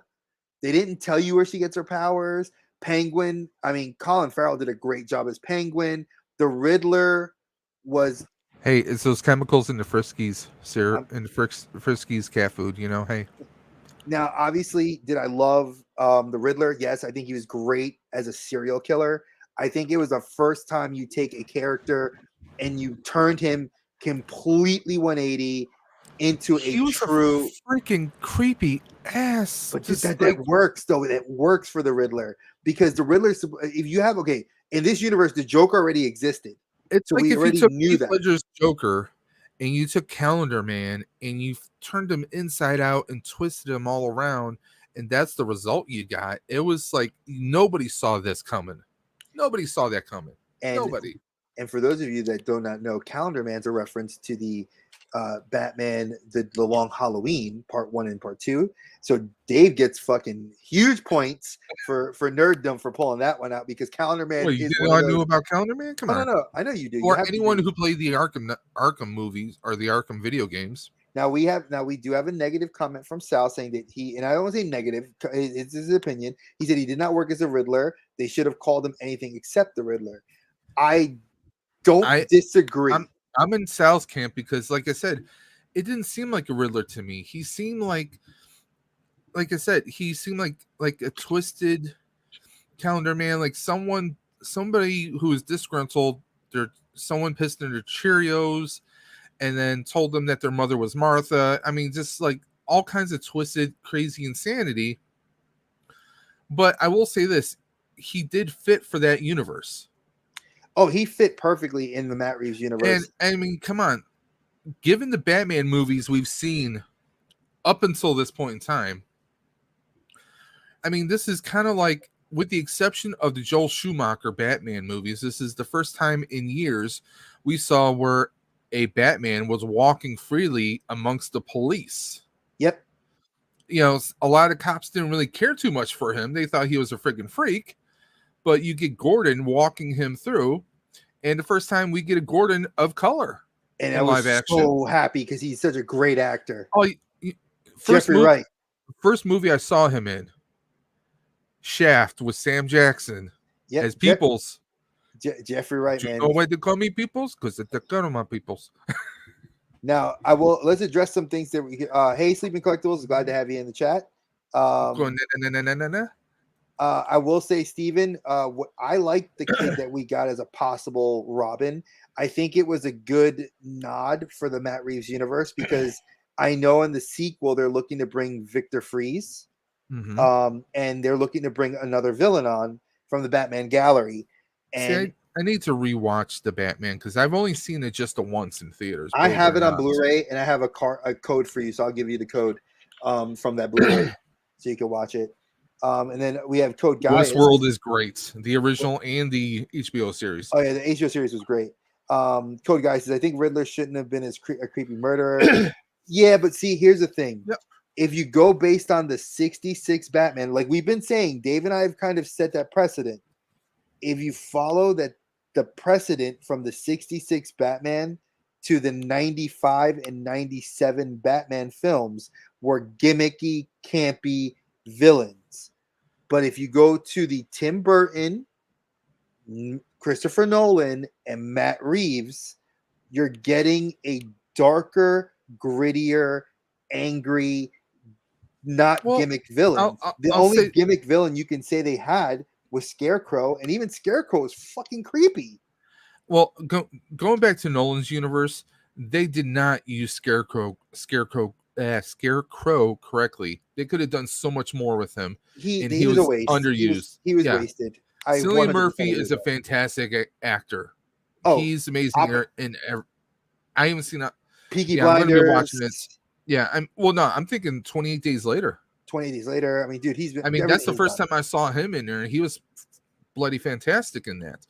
But I mean, He was a again, background character to Ra's al Ghul and everything Riddler else. and the Batman. Riddler and the Batman. He definitely, you know what? He could have been in another. He could have been in a TV show called Dexter.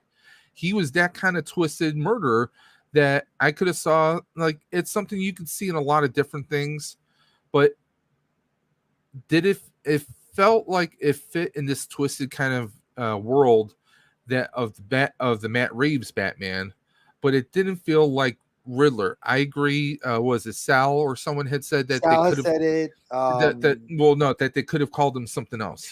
They could have just created him as a wholly unique. Yeah, Sal said it. Uh, He yeah, did work. You could have called him that anything else. you could have just created a brand new character. It's not the first time we had a fan favorite or something created out of nowhere. I mean, look at Harley Quinn. She was created for the Batman the Animated Series, and she became a friggin', I mean, a fan favorite.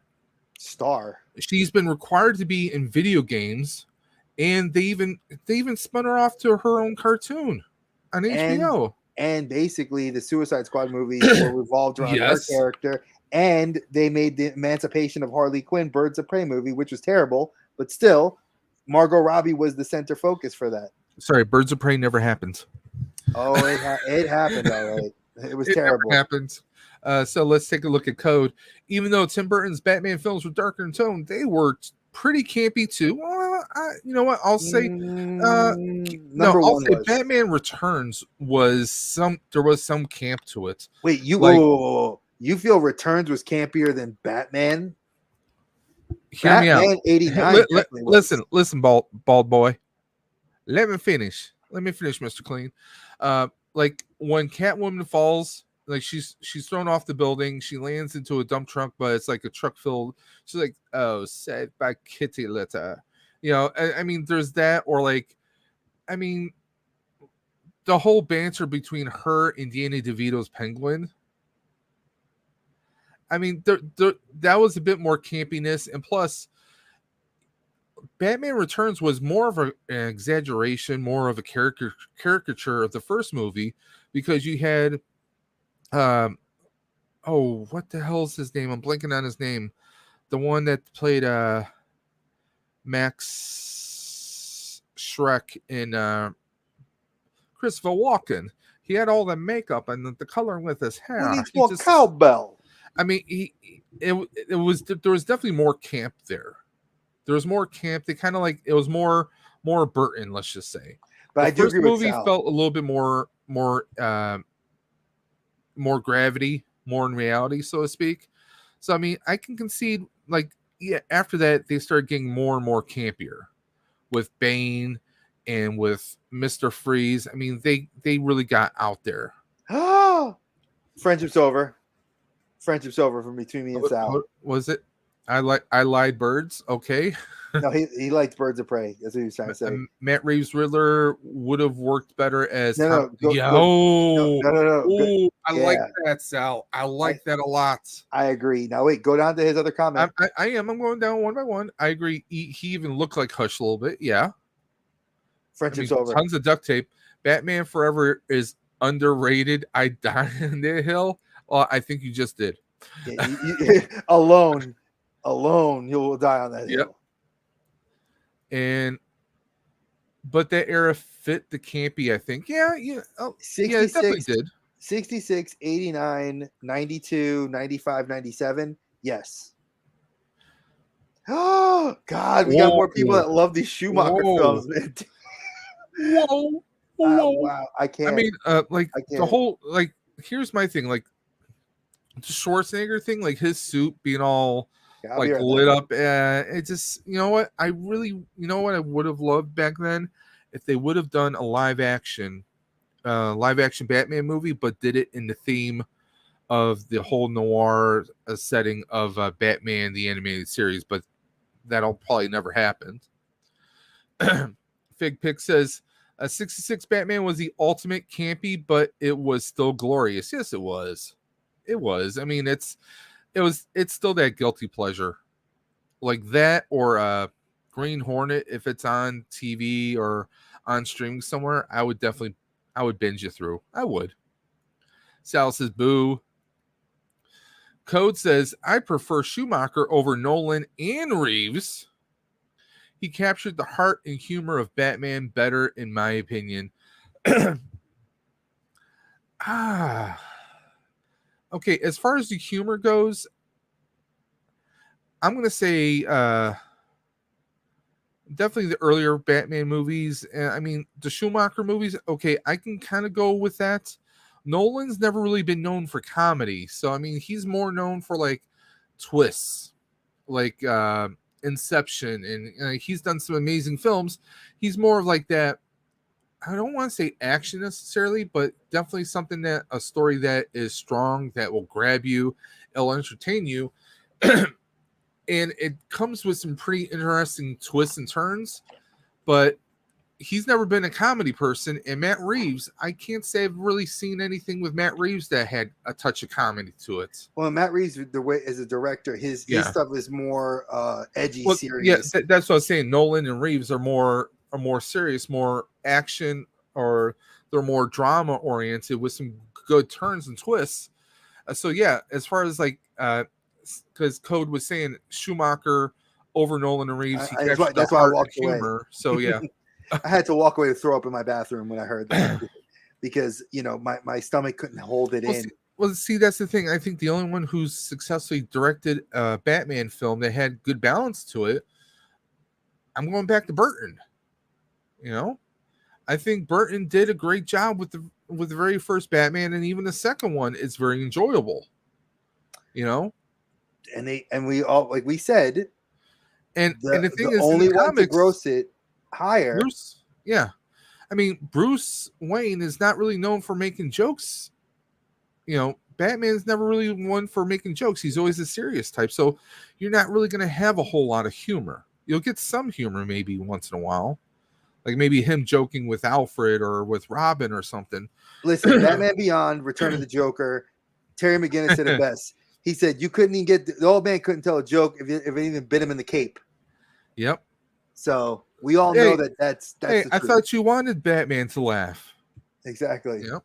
And we should definitely we should actually cover some animated Batman movies in the future. That's on the list. I have a whole thing set up for next year because people have made suggestions. So I'm taking some of their suggestions and throwing them in. Code says Burton's Batman films are borderline masterpieces. I just wish they didn't have Batman break his no kill rule. Well, it's not he. Which one are you referring to? Because he didn't outright kill anyone. He didn't kill Joker. Anybody. And Joker didn't die. He just got mutated. So he didn't. In the Kilmer franchise, Riddler was put in Arkham. Two-Face was put in Arkham. Joker did die. Okay, that was Burton, not Schumacher. Yeah. So Uma Thurman technically got.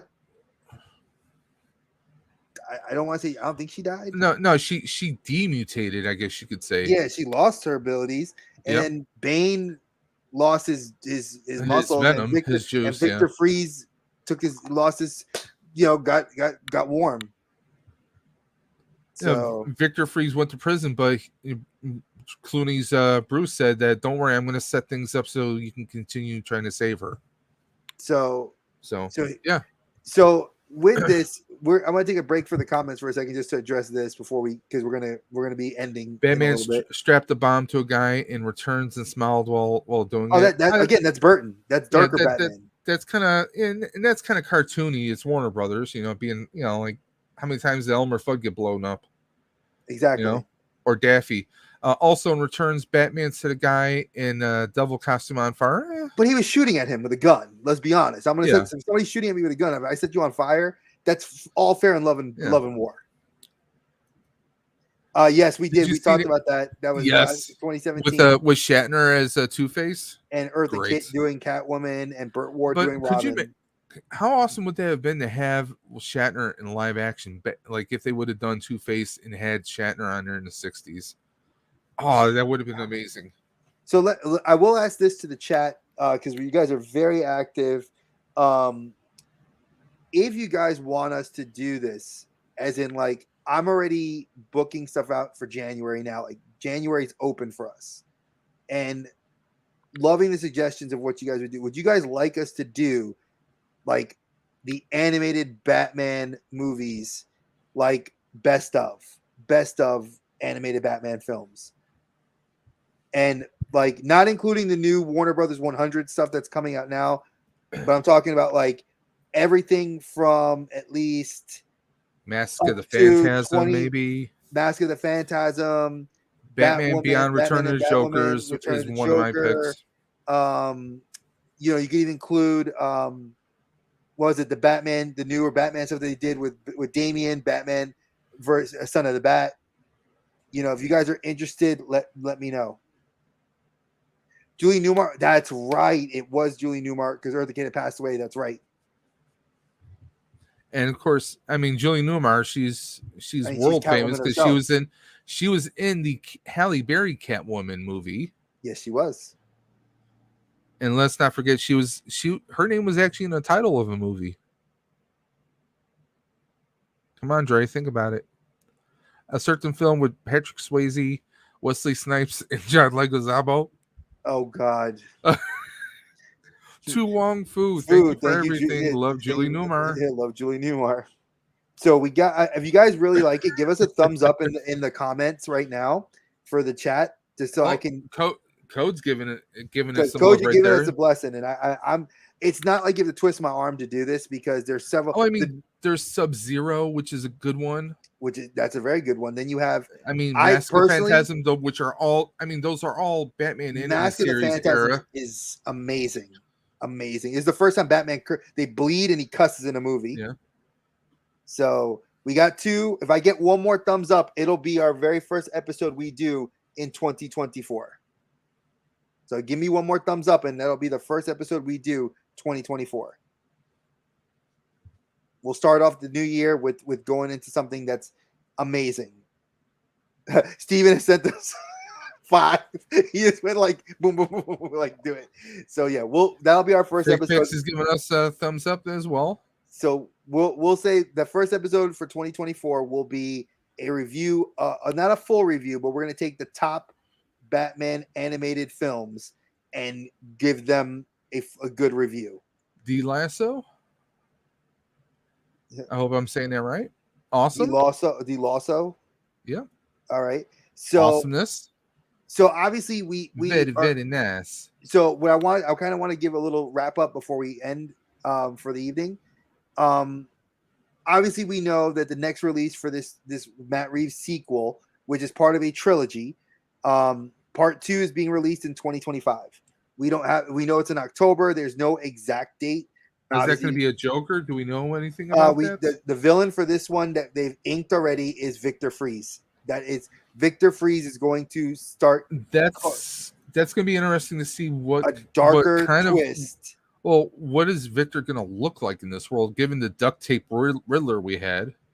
I think we're going to get a very good. I think it's going to be because also Penguin is getting a Max series with Colin Farrell, which is supposed to be a tie-in. Well, they were making it, but I don't know if they're stopping it though. That's the thing I think they finished. From what I remember, they had said they had finished filming, but they were still in the editing process. Okay. So we have to wait and see what that's going to be. Now again, that's 2025. So we have another year. That could be 2 years. That's going to be delayed. Let's just be honest. Let's just say probably 2026. Because I know that they said they started filming it this year, but we'll have to wait and see. Now, again, your Batman is not always going to be my Batman. Your Batman, it's like even Spider-Man. It's everybody's entitled their opinion. I love how people have been very respectful this evening. Granted, I did get I did get my Well, text from Sal that blew me up, so I well, found well it me, hilarious. me, me and Sal both know that Garfield is the best Spider-Man. We already confirmed that. So And you know, we all know who the best Superman is, hands down. What we could all agree, Christopher Reeve yes, is the best Superman you're gonna get. And you know, again, we don't do television shows on here. I've had a lot of requests come in from people saying, Dre talked to Dave. We've said it before, and I'll address it again. We do movies only. If you guys would like us to do a specialty episode after we've done all the other projects we have, we will gladly work on something I like that. will. If you don't mind, I want to step up a little bit. Go ahead. If anyone would like a discussion about TV shows, you can email davesdimension78 at gmail.com. I have done a few retrospects on TV shows in the past, like Sliders, and I was doing last year I was reviewing the Quantum Leap series. So if anyone's interested in maybe a retrospect or a recap or discussion on some TV shows, you can either email me at davesdimension78 at gmail.com or Daves_dimension on Instagram. Feel free to message me at those, whether you want to talk about TV shows or anything. So And trust me, we can Dave does a definitely do really that. good job. He does a kick-ass job. It's how we being that Sweet. I'm a friend and I'm a friend of his. I'm his brother. I'm gonna tell you, the content is good. You I'm guys also a just messy person. Can you see that? we're not even gonna talk about. You guys can see it here. I was going through figures today, so I want to say thank you guys because this was a pet project of ours, and it was a start of a mini series. We do have more mini series planned. The current one that's coming up, obviously, and we're doing it early, so I don't want to hear anybody talk to me about this in a negative way, because I will shut you down. Dave will shut you down, and Dave's a lot nicer than I am about it. We are doing Hispanic heritage movies, but I've broken it into 4 genres of film. We're going to start, if I'm not mistaken, we start with animated.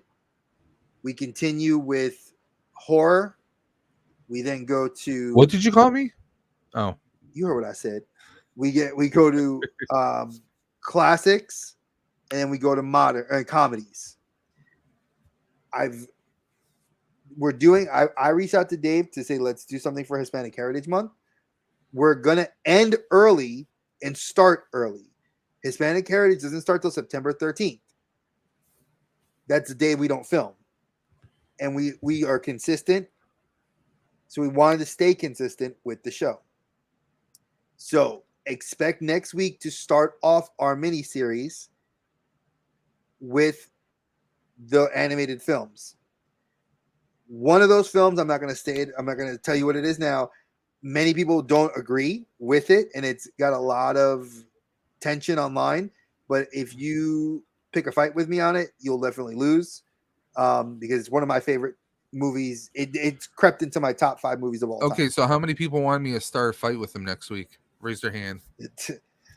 I know you won't. Not Hispanic heritage. Not that would be the worst time to pick a fight with it. Pick a fight with your Puerto Rican brother on Hispanic heritage. Start of a miniseries. Let's do it. Well, I'm you know, I know it's Hispanic heritage, but you know, I have a question for people. Why is it like you see like Celtic festivals, but they're mostly it's like 95% Scottish? Where's the Irish love? I'm just saying. Where's the Celtic? As The actual Druidic stuff too. Like well, they're a culture. well, like my wife loves us to go to like the Celtic festival, and like it's like, oh, you can see Celtic heritage, you can get, you know, you can get to see what the tartans are for certain clans, but there's no Irish love there. It's like, hell, I found more information at the Erie County Fair one year about my surname and my family's heritage than I do at an actual Celtic festival. So I'm just saying that it's just like some, you know, some Throw things some just love, don't man. make They got sense. to. They got to. It's not Speaking of fair. love, we all know that the left coast is the best coast. Hey, Rick, what's going on? Pick a fight with John Cena. Exactly. You You know it. can't see me. So like I said, it's gonna be. We're doing a mini series for Hispanic Heritage, and then right when Yes, sir. we finish that mini series, I gotta start watching. we're gonna be. I gotta start putting some of those movies in the thing if you don't have them. And I will tell you guys now, we're gonna end right going into October, and that's gonna What's lead. up, Ricardo? Hey, Ricardo, and that's gonna lead us right into our films for Halloween. Yes. So Dave and I have worked on our Halloween lists. I think they look freaking fire. I'm excited, and I cannot wait for the Halloween stuff to come out. And then we're gonna move into the holidays, and then into now we are gonna have 2 holidays off. I will let you guys know now. We may record something. Dave and I talked about it. Yep. We may record something We can and put record it up. and we can set it to stream on Wednesday so you guys can still see content. By the way, speaking of holidays, I saw a rumor today. I haven't confirmed it yet. You know how Disney's on the live action kick right now? Yes. Possible rumor. I don't know how true this is, but I'm going to be doing research on it. Nightmare Before Christmas live action I hope to God not. with Johnny Depp. Nope. I don't want it. Now That is by far one of my favorite cartoon movies of all time. Oh, who are you talking to, man? I mean, come on. But personally, you know who I'd rather see play, Jack? Who?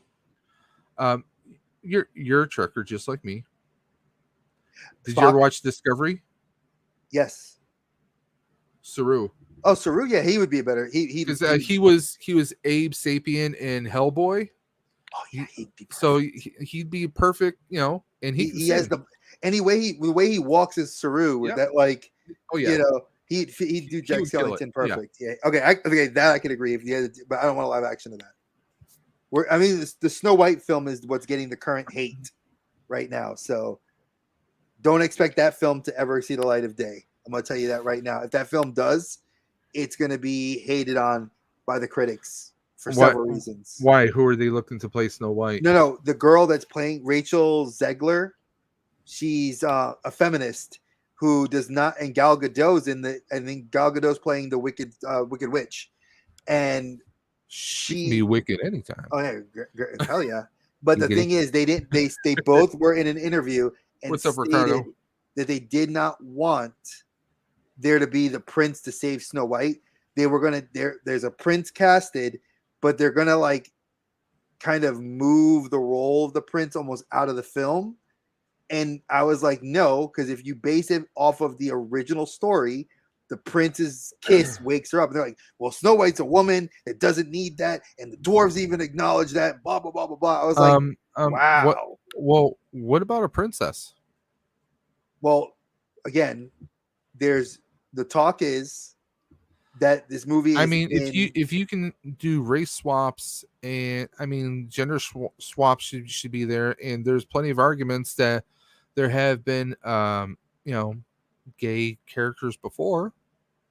Code Guys, I think that's kind of where they're going, is that the prince character will be like almost like Frozen and in Maleficent, where the character's there and they just are there in namesake, and that's all they are there for.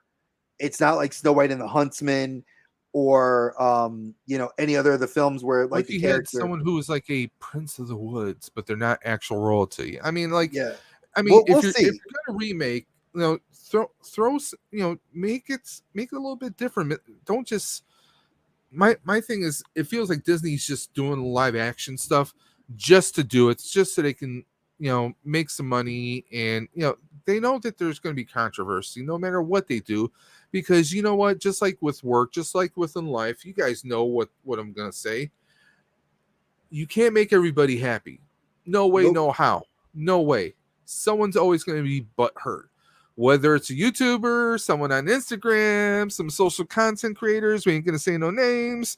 Someone always gets butthurt if they don't get their ways. But I'm just saying, no one's going to be happy. It's just like, hey, I can make an action movie. Someone's not going to like it. That Ghost is 100% right. Snow White is based on German folklore from hundreds of years before Disney. Haters are just stupid and ignorant. Yes, they are.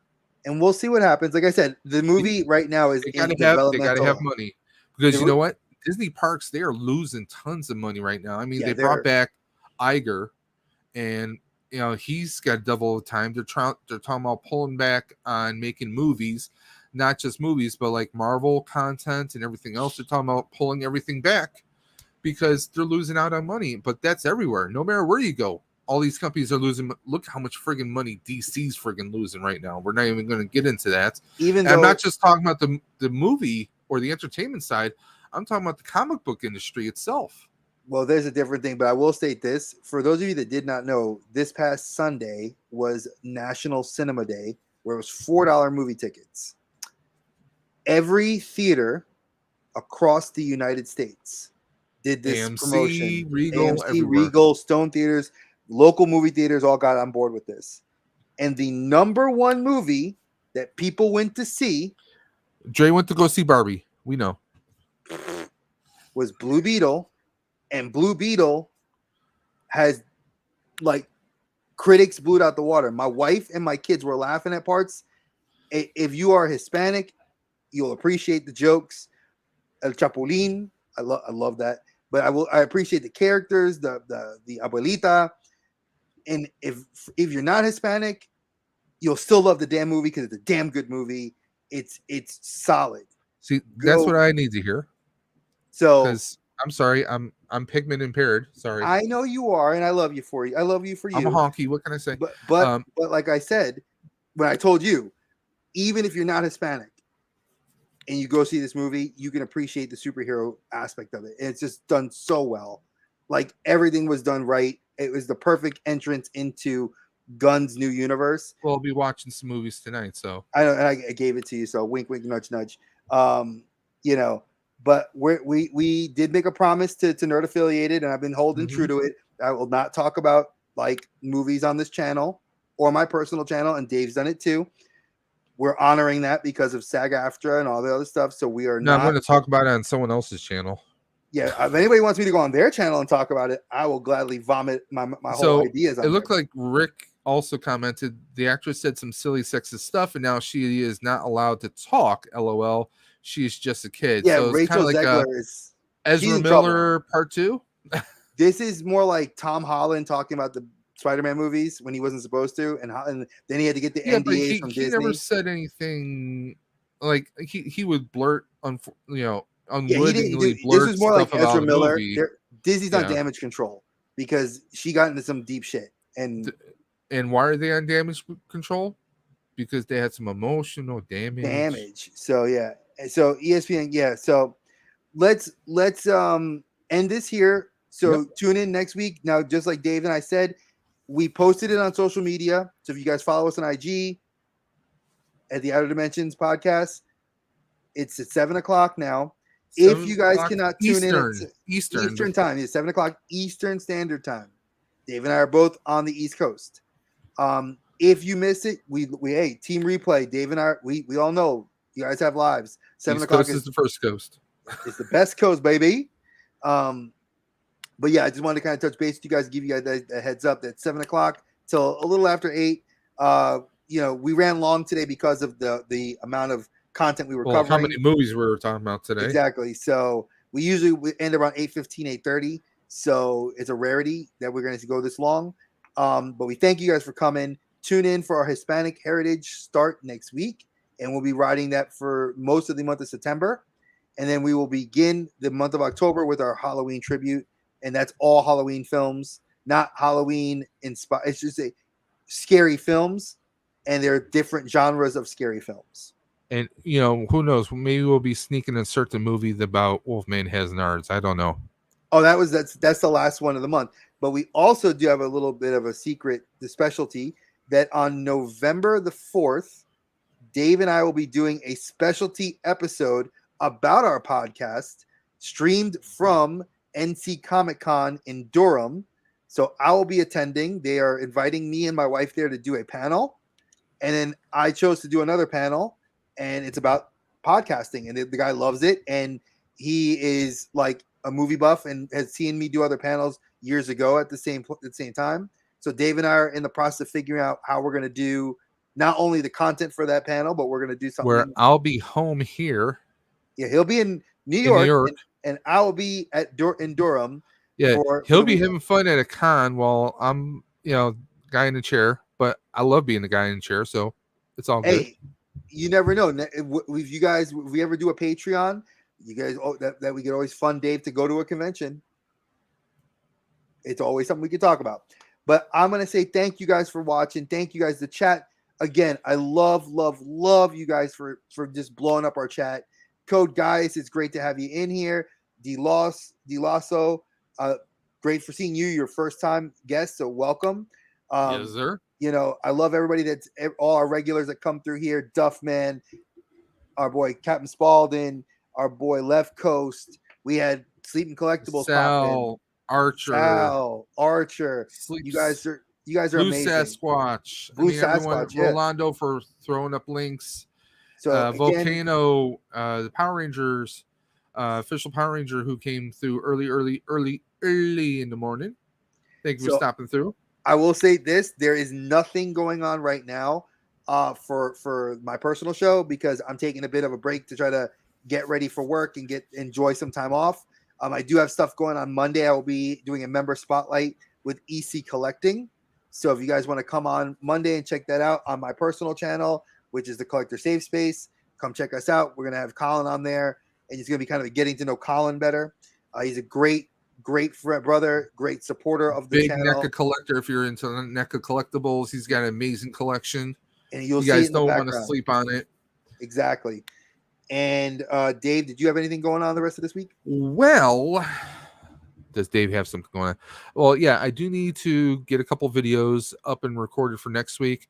I did do a test game stream last night on my channel, Dave's Dimension. We actually did a little over 1 hour stream of Turtles, Ninja Turtles, Shredder's Revenge. The new DLC drops tomorrow, the 31st. Is it free or is it paid? I'm trying to find that out because they don't have it available, so you can't see pricing or availability for it in PlayStation's store just yet.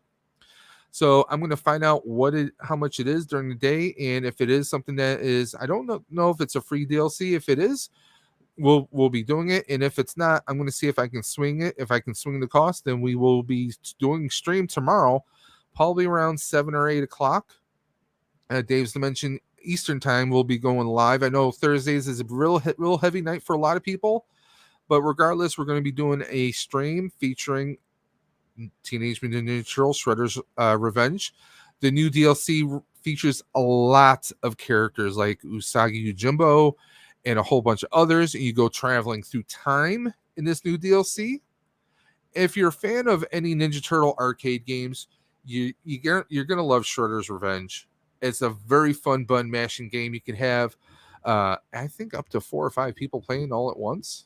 6 or up to 6 at once. So yeah, you can get your whole crew together, or you can just be you yourself or you and a bud. It's good fun, very awesome game. It's available on both Xbox, PlayStation. I don't believe it's on PC, but you guys can if I get my hands on the DLC, we'll be doing that, or we'll just be playing Turtles Shredder's Revenge, so I can just finish out the story mode. We'll probably be doing that tomorrow night, but that's going to be either 7 p.m. or 8 p.m. But stay tuned to Dave's Dimension on YouTube for further details. Oh, and I did post a video today on the Collector Safe Space.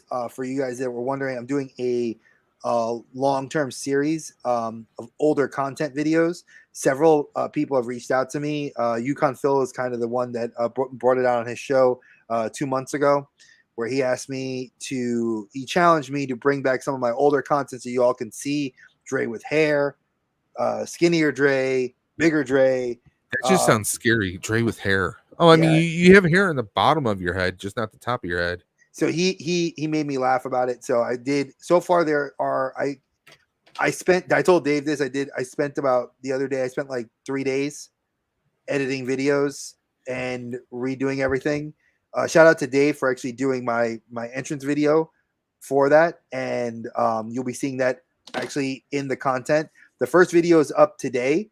It's going to be a 10 video series. It may go longer. I haven't decided yet. But I went through some of the best. I cherry picked some of the best content videos and things that I felt like people like what I talk about. So it's older content. It's a little bit longer. But enjoy it. There's some unboxing videos in there. There's you'll see some of my older collection stuff that I had, things I no longer have in my collection because I don't collect it. But I think Well, you'll enjoy it. well, hey guys, if you work in an office, if you work in an office that allows you to have some headphones on or listening to a podcast, you can always open up a tab on either on your phone, put a little earbud in your head, and you could always listen to Dre's videos while you're at work. And the same for Dave's too. You know, it's we are on a quest. We don't monetization is not something Dave and I really care about, but it is something that benefits the both of us because It we would are help out our families. yes, anything that can help out our families because he's got cats to feed and a wife to feed. I have kids and a wife to feed, so it doesn't hurt having a I little also have extra. a proton pack to build. I have a helmet to build. Shout out to a project that Dave and I are working on outside of this. If y'all don't know, Dave and I do a lot of fun stuff. We plan a lot. We talk every day, so don't even worry about what we do talk about. I But don't know if you guys can see it. I kind of have a proton pack right there, but I've also built a few proton packs, and I we got a have special project in the mix. we definitely have something fun coming down the pipe together, as well as him on his own doing his own thing with his project. But me and him have a collaborative project we're working on for cosplay that's going to be fun. So beyond that, just enjoy us. See us next week at 7:00. And Dave always tells me to say my line, so I'm going to say my line. Watch your head on the way out of the portal, and we'll see you on the flip side.